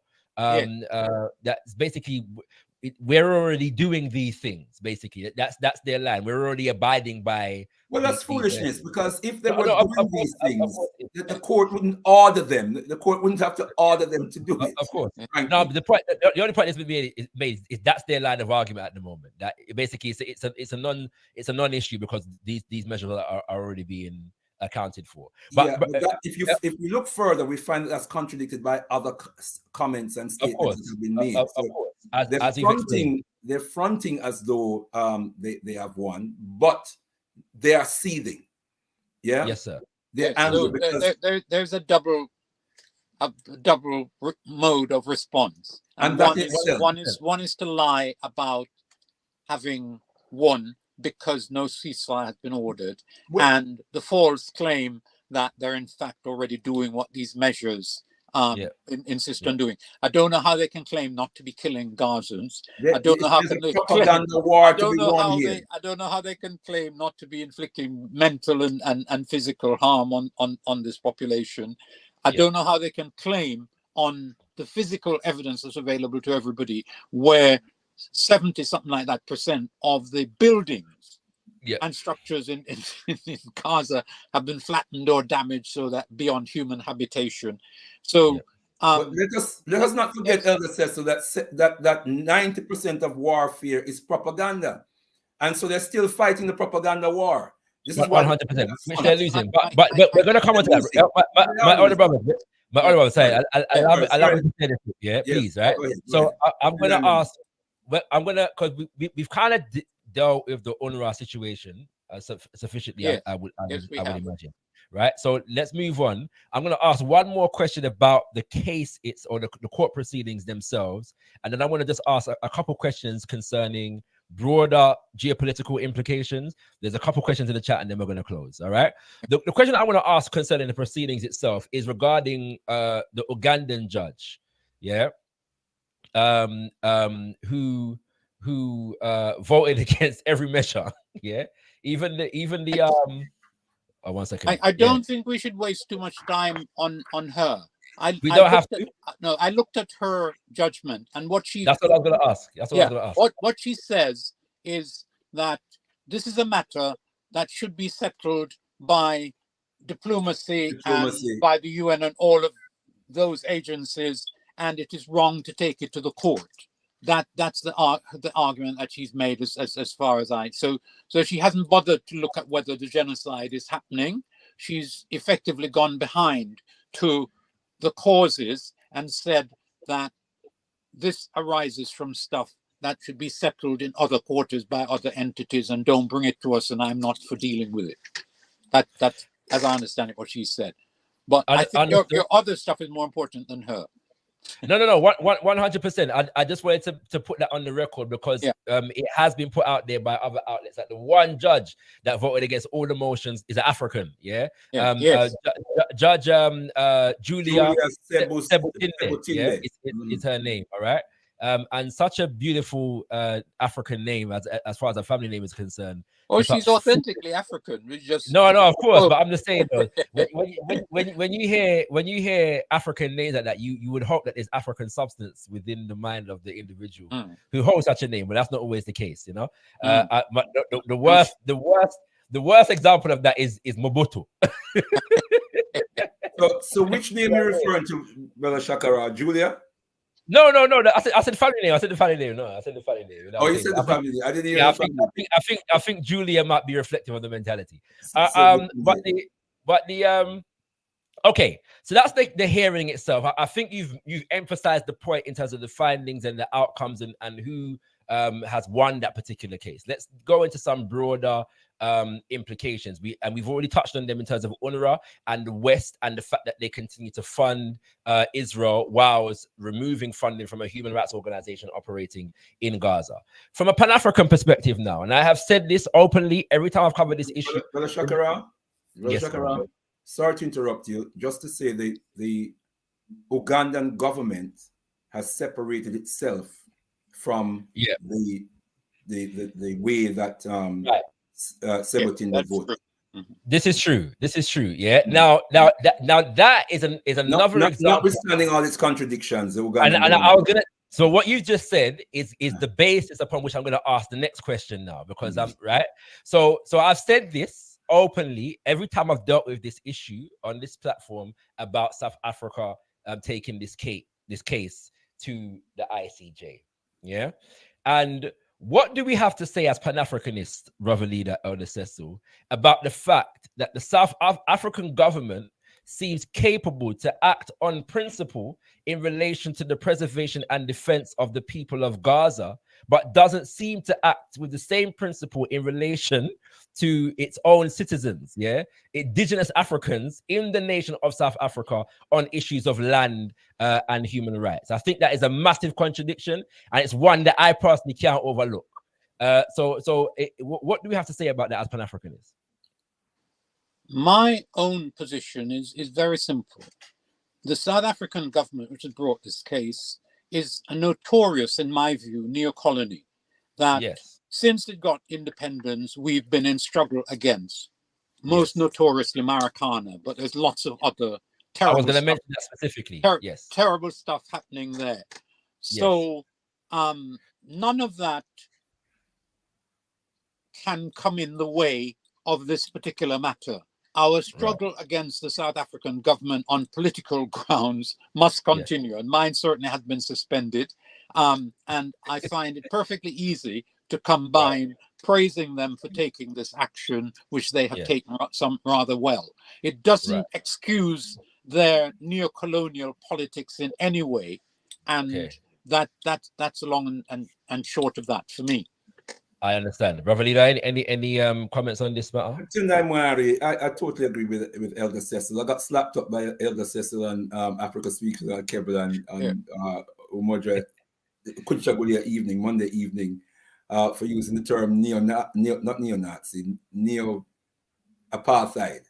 Yes. That in effect, what we have in South Africa is a neo-apartheid regime, insofar as we use the term neocolonialism to depict the fact that we have, in essence, the perpetuation of the colonial system, a political and economic system that preserves the interests and promotes the interests of the former colonizers and imperialists,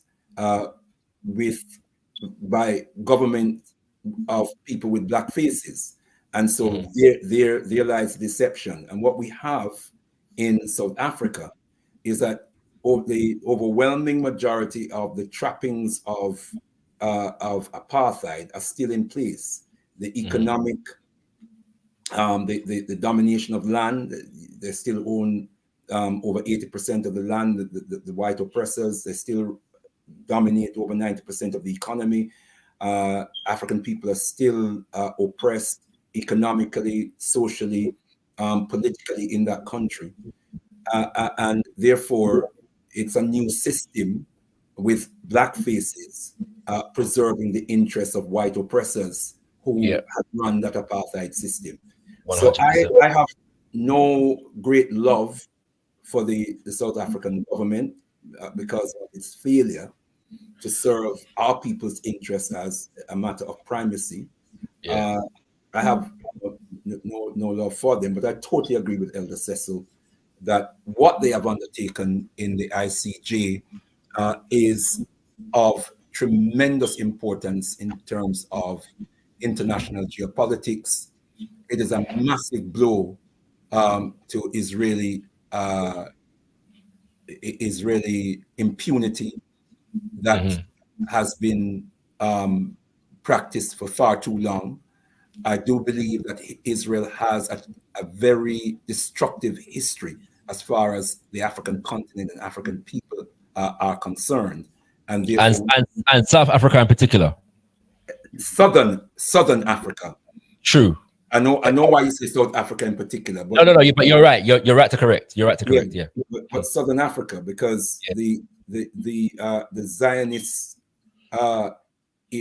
impact on Southern Africa, the Zionist impact is not only South Africa; it's Southern Africa. It's in 100%. Zimbabwe. It's in Botswana.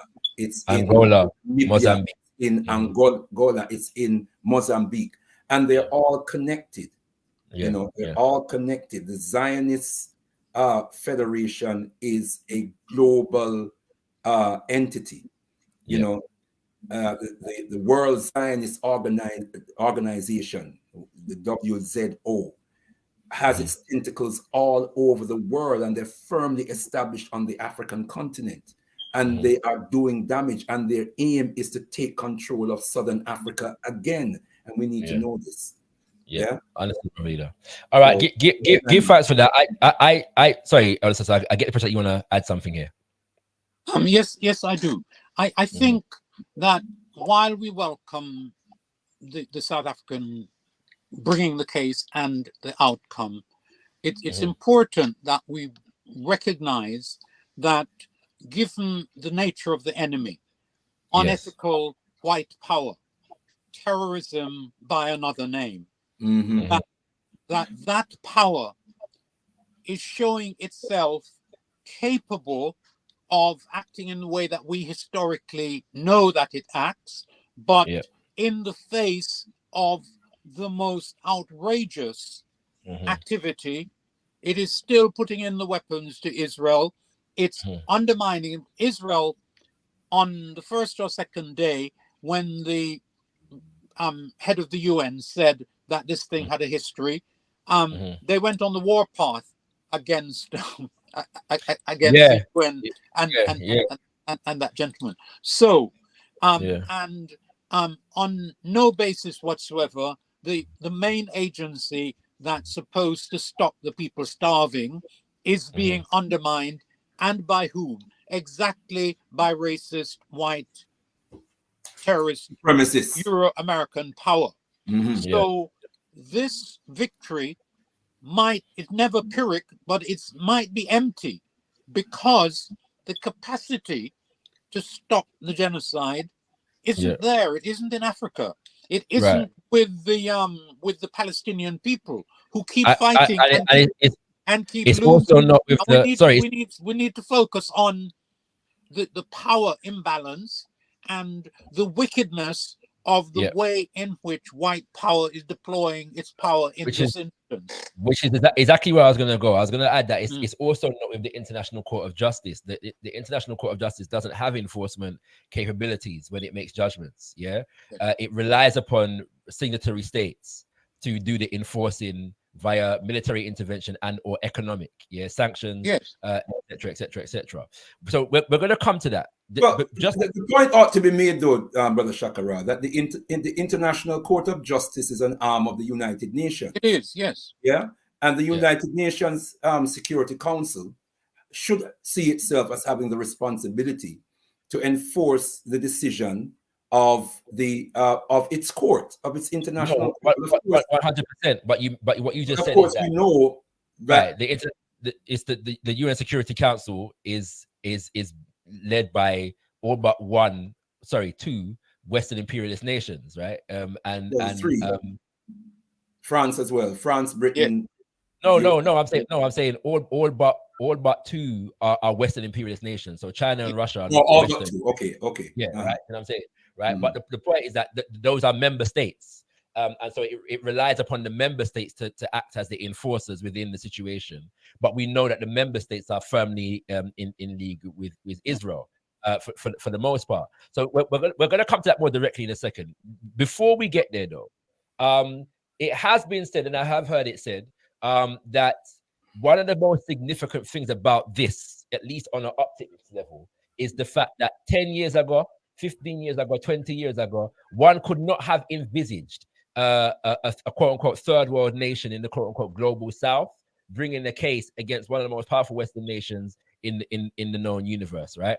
And so there is a suggestion, especially with the rise of BRICS, as an economic bloc, that this case and the fact that it has been successful represents a shift in relation to what Elder Sessa was saying in the global geopolitical order.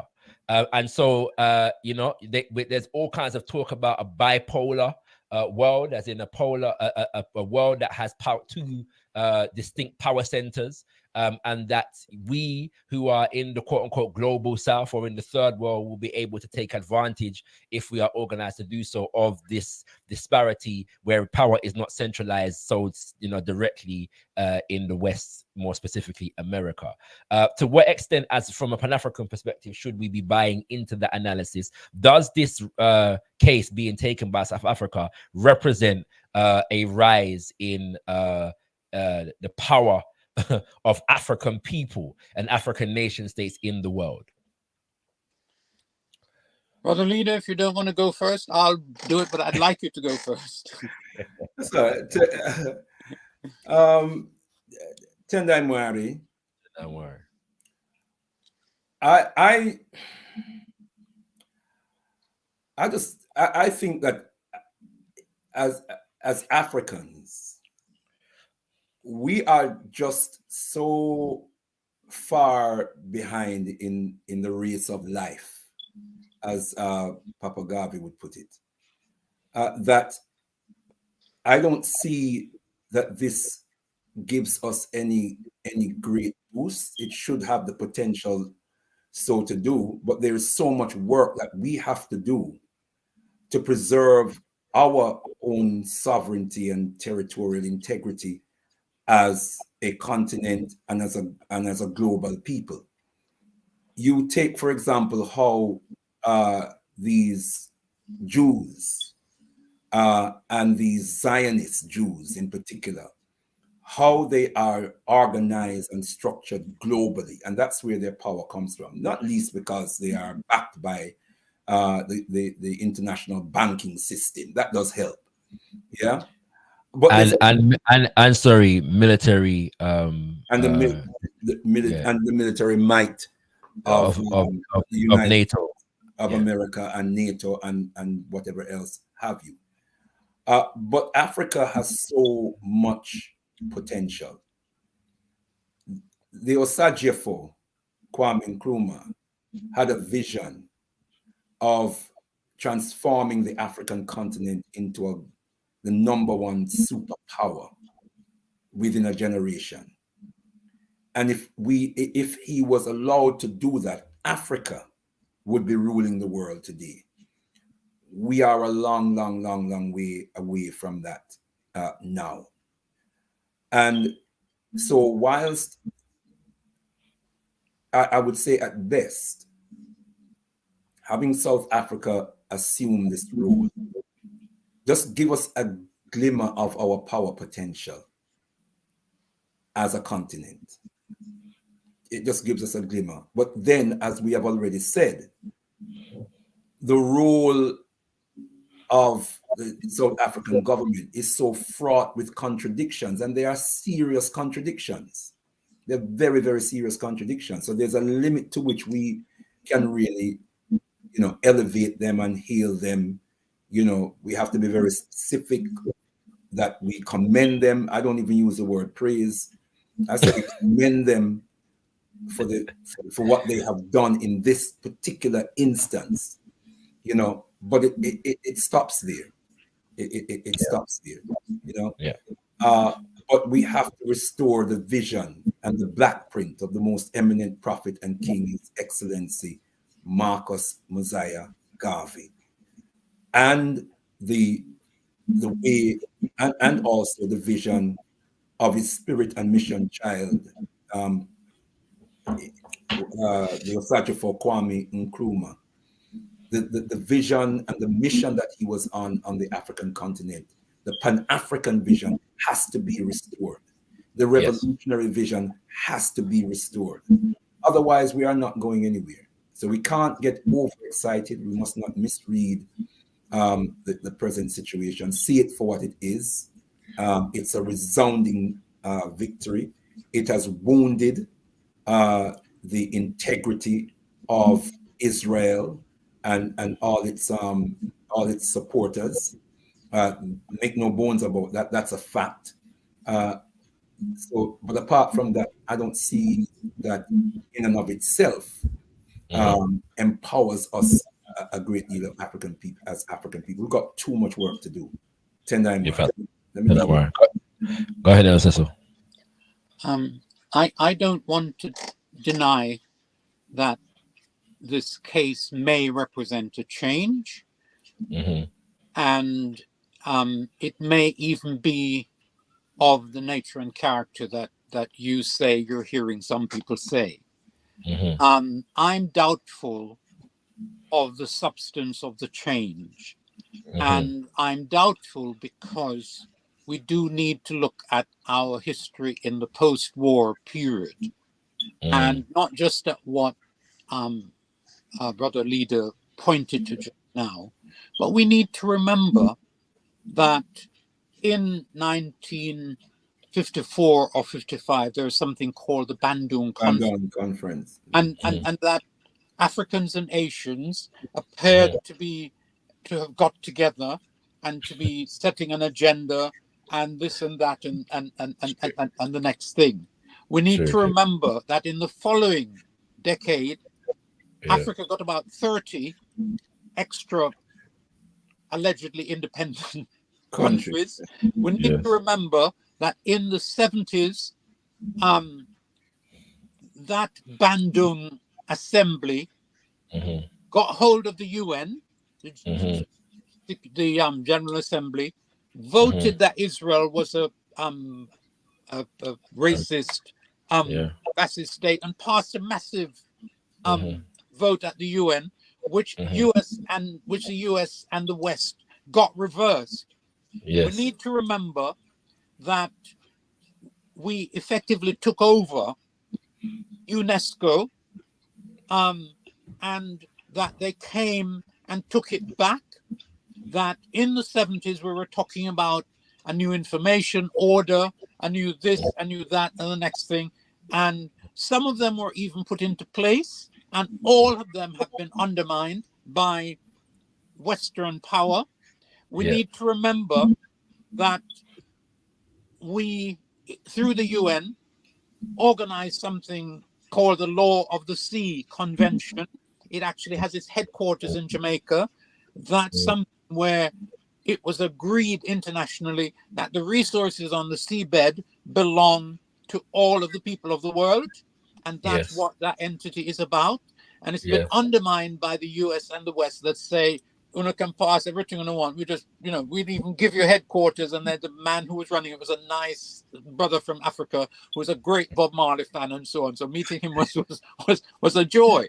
But the Americans have said that we who have the capacity to access that stuff on the sea bottom are the ones to whom it belongs. Bugger what you've said in the UN. And so it goes on. Now, what is the biggest thing that's happening geopolitically? Let us leave aside Palestine for a moment. The West is setting up a war against China. The West is setting up a war against Iran. The liberals talk about obliterating Iran. What they're setting up against China includes giving Australia nuclear weapons. They don't talk about it because in submarines, but they're just in a world where they are against nuclear proliferation, given that country, Australia, a white country, nuclear weapons, just as they gave Israel and South Africa nuclear weapons in Sorry, just don't forget your point, but just to say, Australia is a white country that recently voted against even recognized indigenous. So the indigenous citizens, no less racist than it has ever been. White country. So agreed. What is the case that they have against China? The only case that they have against China is that China is a non-white country that's in danger of becoming the leading country in the world. And that's the case. It's beating them on a capitalist front. It's beating them. That's what the West has against China. They're setting up India against China. They're setting up Japan against China. They forget that Japan invaded China and caused the death of something like 36 million Chinese in living memory. That stuff happened in the 30s, right? And so the idea that the world has changed and that South Africa taking this case is some really significant element or example of the change, seems to me not really to understand what is happening.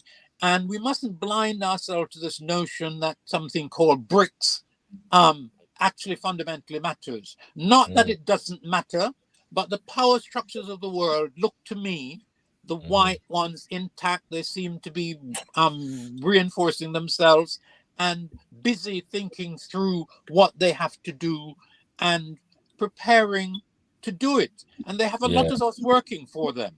Yes. Give thanks, brother leader. So there's so much more that could be said on this. I do want to get to the questions from the chat though, so I can let you go. You've given a lot of your time this evening, so we give thanks. So let me get to a few questions in the chat and then we'll conclude. Say Imhotep asked, I'm so glad that I'm so glad to hear, the elder speak about Israel's lack of the right of self-defense. They are in an offensive posture. And that is correct. I think you raised that point yourself a couple of shows ago, Set Imhotep. He also says a question that do the elders believe Western states who have withheld funding from UNRWA post ICJ ruling will be held liable if South Africa's ultimate case liable in South Africa's ultimate case at The Hague? That's 10 years down the road. The Palestinians will all be dead. Yeah, it's a good point. What they're doing now in relation to UNRWA actually matters. It matters to whether the Palestinians live or die of starvation or not. And the way it's set, they are meant either for Egypt to open the border so they can escape or die in Palestine. That is what the Western humanitarians, the decent human beings that we're supposed to think of as decent, right? Gandhi said, when asked about Western civilization, he said it would be a good idea if it existed. I'm afraid it wouldn't be a good idea. So you misunderstood what we're facing, right? These are terrible, right? I used to be hesitant about all the Pan-African stuff that talked about them as ice people, and so it's absolutely true. That's how they are. Elder Cecil, you really said that just now? Yes. I mean, you know we're recording this, right? No, the evidence, right? And it matters. It matters that it's being organized by Jewish people who are supposed to know suffering. And did suffer at the hands of their fellow Europeans, all of them from the Jews around from Eastern Europe. The Genocide Convention, as you know, Elder Cecil. The Genocide Convention, as you know, was born out of it came on the back of the Jewish Holocaust. Yes. And they were the first signatories to the convention. Yeah, and effectively, right, what we're watching is we saw in our lifetime, certainly mine, 3 attempts at final solutions. One was directed against the Russians by the Germans. The other one was directed against the Jews by the Germans. And 70 years later, the Jews are pursuing a final solution program and plan against the Palestinian people. Where is the moral superiority in that? Where on what basis is one supposed to be able even to begin to respect the international Jewish covenantal community? Yes. It's extraordinary. It's horrible. And the fact that historically we knew them as enslavers, as manipulators of money on behalf of white money, and now we face them again. And what are they doing? Running a genocide in the face of world opinion. With the backing of people who look like them. Did you just say Elder Cecil? Them, because there's no difference between them and Western racist capitalism and Western racist whites. No difference. Elder Cecil, did you just say that we knew the Jews as enslavers? Yes. Can you qualify that, please? No. Right. No, we know where that comes from. We don't have to have that history today. But just on Jewish provided evidence, we know that the Jews went with the Portuguese to Brazil and set up really the first proper slave system in the Americas in Brazil. We know that Jews went with Hollandic forces to northern Brazil, captured part of that, learned how to do what the Portuguese were doing, and took it north into Suriname, and then out of northern South America into the Caribbean islands. It is the Jews who ran that, right? Ran many of the shipping companies. The historical evidence for that, you don't have to go to an Islamic source or a black source. It's there in the Jewish literature, which I have on my shelf. No, real talk, honestly, real talk. You know what? If you want to see some real hostility though from these people, see how they respond to non-Zionist members of the Jewish community. It's mad. Yeah, it seems to me, and we might get into trouble for this, but the fact that there are some non-Jewish or some non-Zionist and even anti-Zionist Jews doesn't matter, because the overwhelming majority of that community 100%.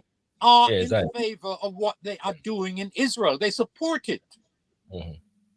It wouldn't be happening otherwise. And they've got Jewish people well placed and Zionist people well placed, including Trump.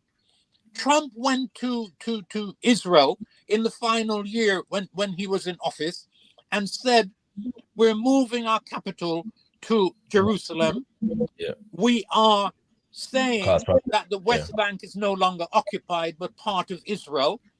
That East Jerusalem doesn't any longer exist as a whatever entity, and he set about, and is still effectively working until the 7th of October. He set about bringing the Arabs to order, and the order he was bringing them to was to recognize and work with the Zionist Jews who were killing Palestinians and taking Palestinian lands as if the Palestinians were less than dogs. The Europeans don't do that to dogs. True.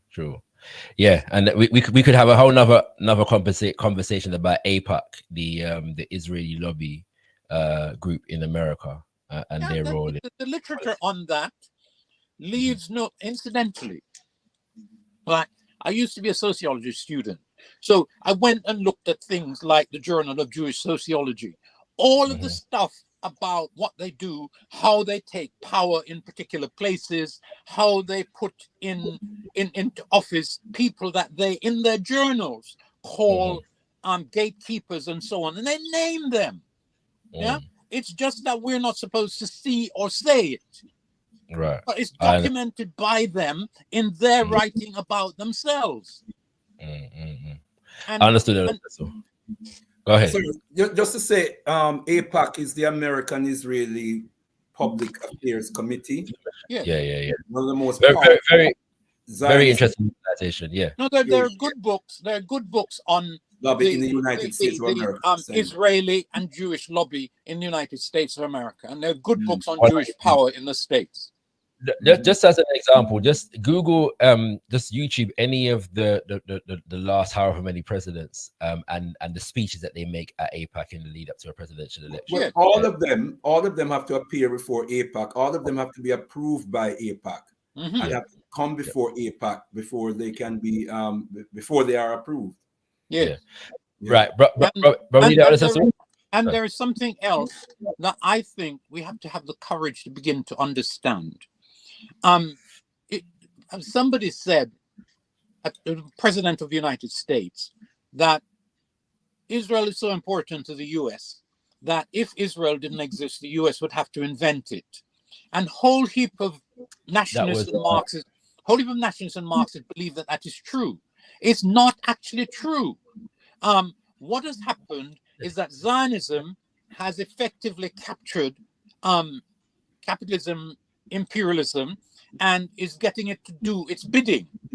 Israel is not the military power that it presents itself as. It's actually a paper tiger. And the West runs the Middle East not through Israeli presence, but through what they backward and foolish Arab leadership does, and the distance that exists between them and their people. Arab people, the masses, are okay. The Especially Arab Saudi people Arabia. don't know their ass from their elbows in terms of so the West runs the Arab world not by having Israel dominating them, but yeah, and we have to think through and understand what is really happening there. Israel exists not because British imperialism made it possible between the Balfour Declaration in 1948, when the Jews turned on British power and blew them up and said they were doing a liberation, Mannequin, Begin, and all of that. Up until that point, British imperialism supported and killed Arabs on behalf of the Jews. After that, increasingly, American capitalism has taken on that role. Yes. When on the 7th of October, Hamas did its action. Incidentally, the way these things run is that every entity that's involved in genuine resistance to the West gets declared terrorist. So that I heard Harold Wilson call Joshua Nkomo a terrorist. The man who became a liberal prime minister of the UK, the one who was just appointed foreign secretary. That man, while he was at Oxford or wherever he was, talked about Nelson Mandela as a terrorist. Yeah, him, right? So it's important that we understand how things really stay. Now, on that day, when Israel, in order to facilitate settlement, left the Gaza border largely undefended, it's America that had to give them the weaponry and so on to conduct the war that they're presently, right? And their reputation for military efficiency and all that is an idiocy. They don't the Palestinian resistance is still firing rockets at them out of places that they can't spot, despite having been in Gaza for something that's approaching 3 months or whatever, and wrecking and killing. Yeah. So we need a different analysis of what is really happening, and it's important that the racist West, not really in its interest at all, economically, doesn't benefit in any way from supporting Israel. But the Zionists have control of them, and they get them to do it. Yeah. That's where I stand on that matter, and I believe it to be correct. I hear you, Oluseso. Let me see. We've got 2 more comments, and we're going to wrap up. gotkushTV, it says, it may also be noteworthy that these measures do not make a distinction between civilians and militants in terms of those who they are causing harm to. I believe he's referring to the measures by the ICJ, that the measures within the court order does not make a distinction in terms of harm against civilians and harm against combatants in that regard. Is that significant? No, it's not necessary for the court to have done that. And Israel's own approach invalidates any such distinction, because they say that in killing these thousands, now tens of thousands of Palestinians, what they're doing is hunting down and killing Hamas. So the genociders don't make that distinction. And the court, which is aware of it, and that's why it's talking about women, that's why it's talking about stopping births and so on. So the court's judgment actually is informed by that awareness, but in terms of stopping the genocide, it's not a line that it needs to pursue, and it quite rightly doesn't pursue it. Okay, understood. All right, and finally, also noteworthy that Blinken and Biden have circumvented Congress to fund Israel.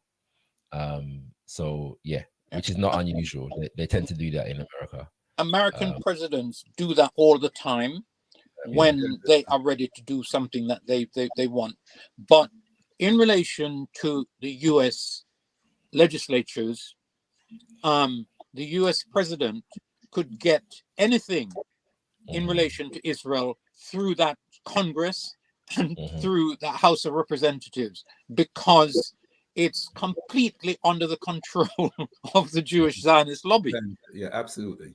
Absolutely. Yeah, I always push back against that, in the sense of the fact that I see Zionism in this regard as just an arm of Western imperialism in general. I don't see it as in control of it. I just see it as a part of it. And in just as much as Britain comes to the aid of America, America comes to the aid of Israel, and really Israel wouldn't exist if it wasn't for Britain and America. You know what I'm saying? So your latter point is true. Yeah. Right. In respect to the fact of Israel being in control, I find it hard to believe that they're in control of Britain and America. No, it's not Israel per se that is in control. It's the global Zionist movement backed by international bankers.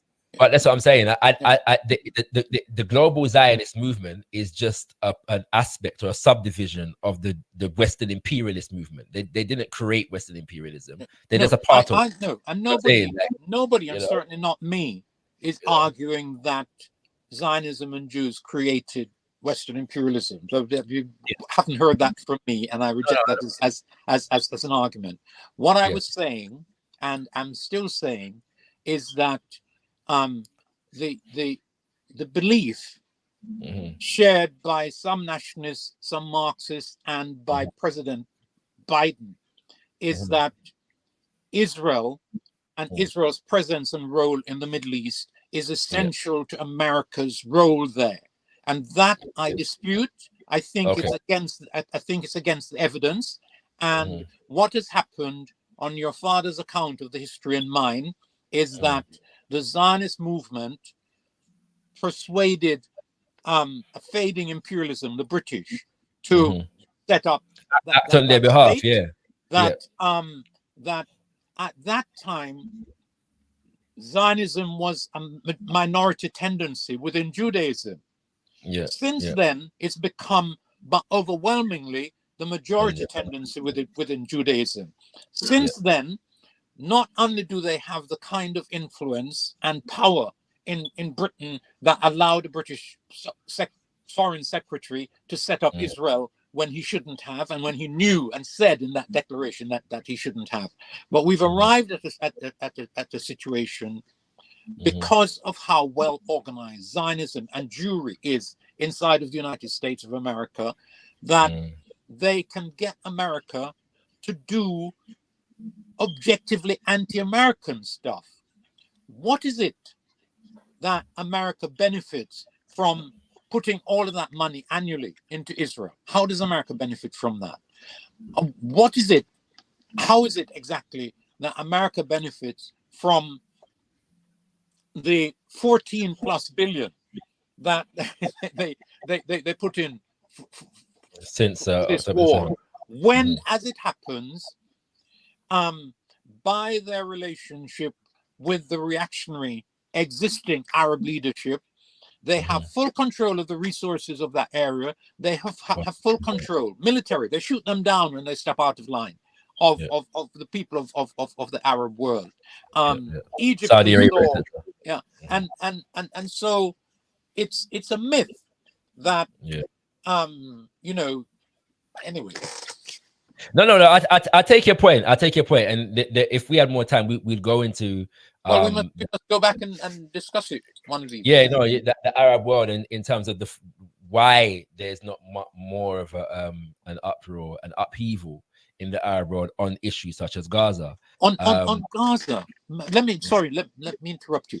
I think that the weakness and idiocy of the Arab leadership has never been more clearly demonstrated than in this moment. They were outmaneuvered left, right, and center. At the point at which the Americans, this is on the second day of the encounter, the American president went to Israel and proceeded to arm Israel publicly in the way that he did. The Arab world should have stopped talking to the Americans. They should have said, we're not talking to you until you desist from the stuff that you're aiding Israel in doing. Instead of that, one of their countries gets alleged kudos from negotiating a few days prior. Dubai. They allow the US to get away with vetoing a ceasefire resolution. And then they allow through the Security Council a resolution that effectively approves of what Israel is doing. On the promise that somewhere down the road, Israel is abiding by international law, and somewhere down the road, there's going to be pauses for humanitarian. And America got all of that past the Arabs and past us too. Yeah, there's so many dynamics here because we don't know. Say the Houthi them fire 2 rocket on the trade ship them. There's also even the issue of Israel's recent attempts to get observer status at the AU. Which is another a whole next dynamic in this situation. And at that time as well, it was South Africa who raised the loudest voice of rejection. Their foreign minister has been on talking about that very recently. Whilst Paul Kagame in Rwanda was the agent of trying to facilitate that particular inclusion. I think though the issue to kind of get to where you're going there, when I humbly submit as we approach the close, what America gains is increased power.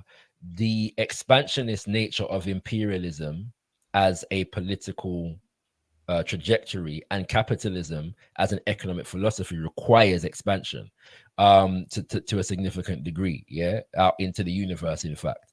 And the essential thing that they need is power and influence over how the world is governed. And Israel as it stands is just an outpost, you know what I'm saying, in that regard. But with respect, isn't that to some extent dangerously formulaic? What is Israel? It's the last white settler colony. The white world discovered a long time ago that it doesn't need them, which is why, resisted by natives, Africans, Asians, whatever, they've left them and are running the world in a different way. And they're actually running the Middle East in the way that they run Africa and most of Asia and so on, via neocolonial structures where local leadership. I hear you. So at the same time, the Arabs are Arabs, and the Israelis are European. That's another dynamic. Right? So it's Israel is an aberration, and it's only allowed to exist because of the hold that Zionists and Jews have in relation to policy and action by the countries that support them. The countries that support them get nothing out of it. No, I hear you, Olusegun. I'm just saying that there must be a logic, and I'm saying I think that's where it lies. I'm not denying that it's formulaic, but it's the only thing that makes sense based upon what you're saying, right? If they're not getting anything materially out of it and so on and so forth, right? There must be a reason. There's a logic behind it, and part of the logic as well was the fact that the Israeli state comes up in the region in the midst of the Cold War, where exerting and having influence in that kind of way was key political capital. So yeah. This is something that I would like us to debate. And Yes, you've stated a position. I've stated one. Actually, no, that's fine. I That's fine. think that mine's at least it's not the popular position, and so I think we actually need time. So whenever time for the dynamics, but it's important that we understand. 100%. America gained nothing in the Cold War from having Israel in there alienating Arabs. Yeah. Point taken. Can I just say that perhaps the answer is in understanding the global dynamics of the world in which we live and who really controls the world. And it's a global power elite. Yes. A plutocracy at the helm of which is the banking system. Yes. And who are these bankers? These are the same bankers who in the late 1800s formulated the Zionist movement. And that Zionist movement carries a great deal of power. We see the power that it wields throughout the European world presently.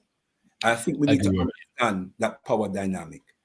If we go back to the Balfour Declaration and the letter that Arthur Balfour wrote to Lord Rothschild, who was the head of the Jewish community here in the UK and one of the heads of, as I said earlier on, the Zionist Federation of Britain and Ireland here in the UK. What was the promise? What was one of the promises that the Zionist movement was able to make to the British government? If you back us in stealing Palestine, we can guarantee you that we can bring America into the war. Yeah? Mm-hmm. That's what they did. The Balfour Declaration was signed on the 2nd of November in 1917. America entered the war because the Zionists directed it to do so. America entered the war in December of the same year. So that gives us an indication of the power of the Zionist movement. The issue of who really runs this world, who really controls, who really run things in this world. And we better understand that there is a de facto government, global government, a de facto world government that we need to understand. It's not America, it's not Britain. In fact, these are entities that they use. These are political entities that they use to effect their will. And evidently, Israel, for whatever reason that we may or may not understand, Israel is a political entity that enables this global power elite to effect their will. All right. You know, like I said, there's so much we can say on that, but I'm gonna go to this last question from the chat. Clearly a subject for future debate, but I sense Elder Sesso wants to say something. No. I'm happy just to say, let us debate these matters in some early exchange. If I have a difference of point of view from my elders, I always bring it with humility and knowing that I will learn from you both. So that's not a problem. There are matters that are worth discussing, debating, dialoguing. You know, it's very important. The issue of who really controls the world in which we live is the point I'm making is that I think to say Zionist is to let the British and the Americans and the Germans and the French off the hook slightly, right? You see what I'm saying? I think the Zionist. I think that what we should do is agree to discuss those matters on some future occasion. Right. I think we should take the final question, I Point have to go taken. because I have some domestic matters and family matters yeah. to attend to. Yes, I point taken. Elder Yeah. Cecil. And I agree with Elder Cecil. But Chakara, if you could just repeat what you said just now so I can hear it. No, I'm just saying. Sorry, what I was saying is that I think to make it, we could be in danger, and I'm not necessarily saying that this is what you're saying, but we could be in danger of making the answer to the question Zionists, and I think that would let the British, the what's it called, the Americans, the French, the Germans, etc., off the hook slightly. No, it doesn't. But we're going to have future discussions. Yeah, you know what I'm saying. And I'll tell you what, it doesn't get them off the hook at all. Yeah, but except for the fact that I understand all of them can be Zionists. Just what I'm saying. But I'm saying that I see Zionism in the context of Western imperialism and not the other way around. That's what I'm saying. But anyway, another touch for another time. The last question, Gotkush, how do the elders envision the region looking at the end of the conflict?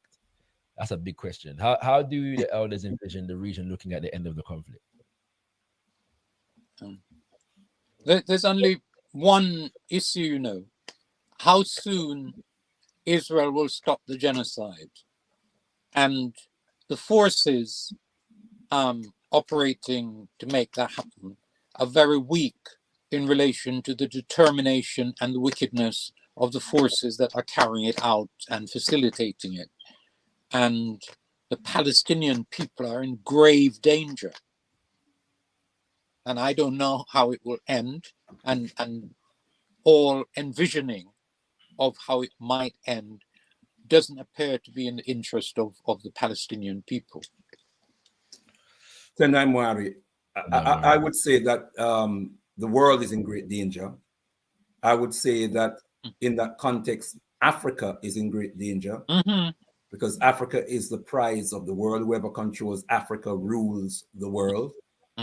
I am quite clear that there is a plan that is called, there's a plan afoot that is called the Greater Israel Plan. And that Greater Israel Plan is to wipe out the Palestinians from that enclave and wipe out the Palestinians from the West Bank, which is something that is well on the way, even though it is not flagged up as much in the media presently. But the Palestinians, sorry, the Israelis are moving into the West Bank. They're killing Palestinians in the West Bank like nobody's business. And they're setting up more and more settlements in that crazy configuration that we can talk about another time, where they have Zone A, Zone B, Zone C. Elder Cecil, you know what I'm talking about. That has the Israelis actually effectively controlling over 80% of the West Bank, over 80%. It beggars belief, but that is the plan. And I fear that if that plan is allowed to succeed and the Greater Israel Project comes to fruition, the Greater Israel Project will seek to expand itself into Jordan, and other parts of the Arab world. And it won't be too long before it will impact on the African continent. In fact, the plan is to shed its refugees onto the African continent. We know that the Israeli government presently is speaking to certain African governments to take refugees from Palestine. Yeah, and that is not a good sign for Africa at all. Israel is also trying to get a foot in on the African continent politically and economically. It has been trying to get observer status in the AU. That has been blocked and opposed by South Africa, which is another thing I applaud them for. If that happens, woe betide us, because Israel has always been an inimical force on the African continent. If we see that happen, we will see the southern region of Africa. We will see the Zionists and white supremacists in the southern region of Africa who commandeer a lot of power, a lot of wealth, a lot of land.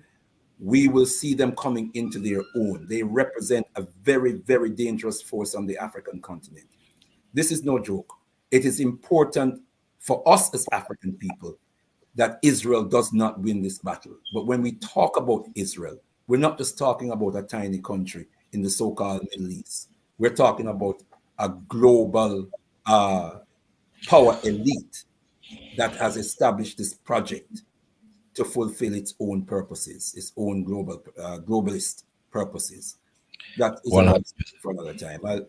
I suspect we're closing, so I will close with, as I always do, the words of the most eminent prophet and king, His Excellency Marcus Messiah Garvey. We must always, African people, get back to the fundamental question about how do we empower ourselves? How do we unite the African continent? How do we revolutionize the African continent so that we become the #1 superpower on the planet, so we can rule the planet righteously and justly?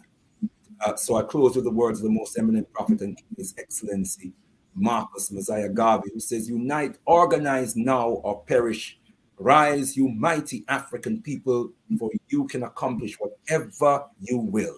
Rumbid Sokunamwari ye Africa, to the God of Africa be the glory."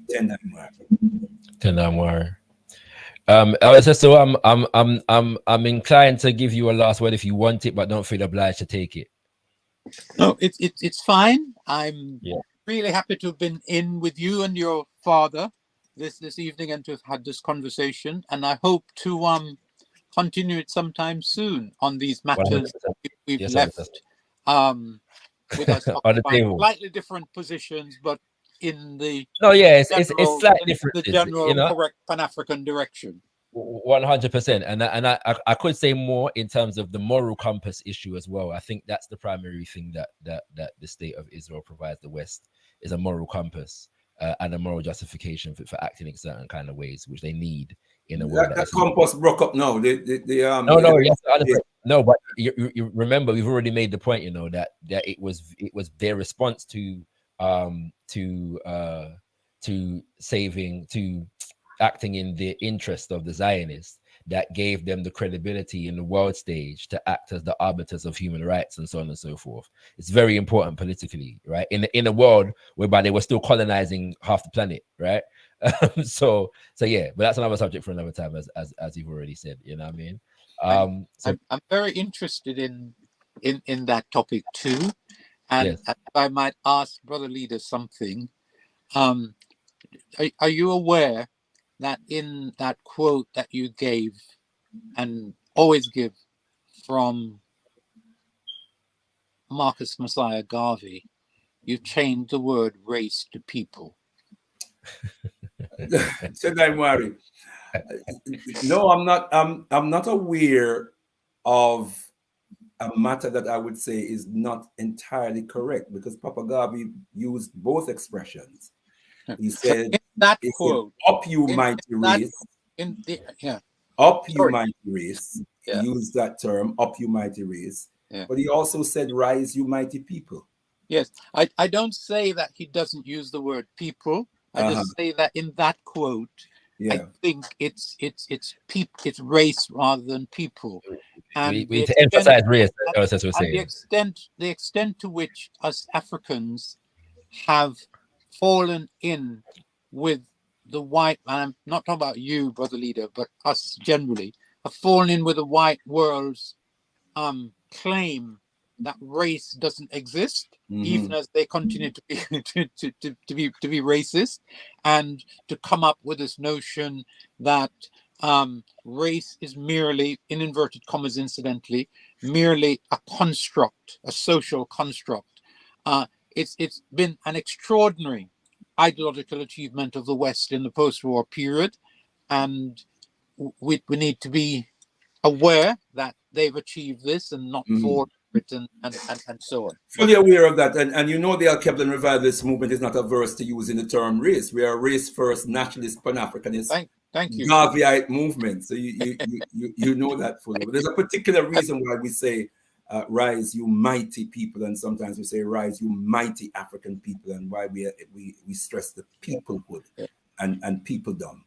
But that might be another subject for another time. I know where you stand on race, and that's why I'm interested in the fact that inside of that quote it says where Garvey said race, somehow people have drifted into that. Well, as I said, Papa Garvey also said people. He said those all right. Let's come back to the fact. Let's come back to the fact. He use it interchangeably. So all right, we'll have a whole discussion on the finer points of Papa Garvey's nomenclature.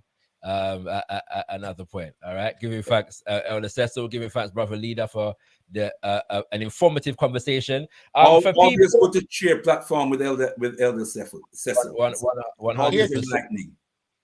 All right, I'm gonna let you both go as I close out the show, but give thanks for your contributions today. Thank you for having me, my brother. And great effort again, Shakara. Good work. Give thanks. Yes. Till that worry. All right, brothers and sisters. The show is about to conclude. I'm gonna wrap up the show very quickly. Right. So just to say, brothers and sisters, I'm quite lenient, when it comes to live conversations for the most part. And what goes on in the chat. I don't mind vigorous debate. I don't even mind a little insult here and there, but there's certain things, and I'm not going to go into no details about this, but there's certain things that I'm not going to condone. And I've made reference to that in the chat, and I would encourage those who are guilty of such offenses to take heed, because as I've said, further infringements will result in blocking and or timeout, depending. We're not counting on certain things, and so I'm not trying to convince nobody, but just heed what has been said, and make it known. All right. I want to let you know, for those of us who are in the UK, about the Shumida that is being hosted by the Al-Qaeda Revivalist Movement in honor of Omowale Malcolm X. I have the honor of delivering the message at this particular Shumida. Every first Sunday of the month. It's our spiritual worship, and we are honoring the life and legacy of the eminent prophet and King Omowale Malcolm X. And the message is entitled Omowale and the Vision of Freedom. I do encourage you to come along and share it with us as we drink from the wellspring of such an illustrious legacy. And let us also let you know and keep you up to date with the fact that we have a new show coming to gotkushTV in the coming months. Democracy, crazy demonstration of grace, crazy demonstration. If it no be crazy, why for Africa? Yes, indeed, kings and queens. Ghana, democracy under fire. Democracy under fire. Democracy under fire. We're going to be looking at Ghana politics in the lead up to the Ghana election. And so I'll be joined by my big brother Bonchi Anyete over there in Accra on a monthly basis to break it down for us. I promise you that is going to be a very, very, powerful and informative show. All right. And yeah, so we're going to wrap up the show, kings and queens. We are going to wrap up the show. Give me some black power fists in the chat, family. Give me some black power fists in the chat if you learned something, gained something inspirational and informational from today's show. That's what I want to show some love to Elder Cecil and Brother Leader before we close out. Let them know so you learned something. I just want to see, who are tuning in and all these things, and whether we're providing good quality content and analysis from a Pan-African perspective. So do feel free to drop the black power fist in the chat if you learned something and got some information and inspiration from today's show. Shout out to the infringer of policy. You know what I'm saying? All right, you expect those kinds of things. I'm just making them a man know. So once it happens, then all right, I'm very, very lenient, but once you abuse the thing, then we have to know how to behave. All right, so don't take advantage of the situation. Other thing going on, giving thanks, Kushti in the building. You don't know, I always feel good when you listen. Kushti, true, know. Bigging up Say Imhotep, bigging up Nature, and you don't know. Bigging up all the silent listeners and the people them that know that they got something and gained something, but are too begrudging to put a Black Power face in the chat. I see you too. And we want to thank you and encourage you to continue to contribute and listen and view gotkushTV in our development through this year with them call 2024. And with that, I say to you, Tendai Mwari, be thankful unto the Mother, Father, creative life force of the universe. Kudzai Munzima Mokoro. Give praises unto our great ancestors, Abibi Tumi, Abibi Fahodi, African power and African liberation for all African people. Ashe, Ashe, Ashe. Democracy, crazy democracy, demonstration of grace, crazy demonstration. If it no be crazy, why for Africa?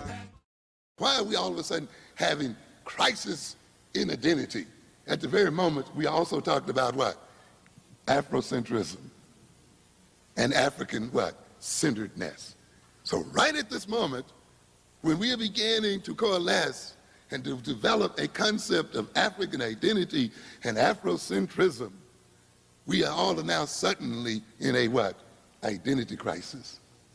Is the identity crisis really there, or is what going on an attempt to do what? Create an identity crisis?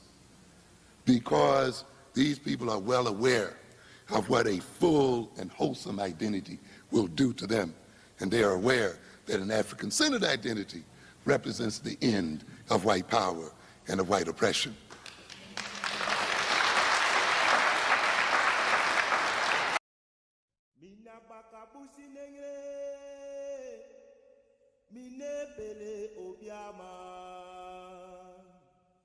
Mina bakabusi nengre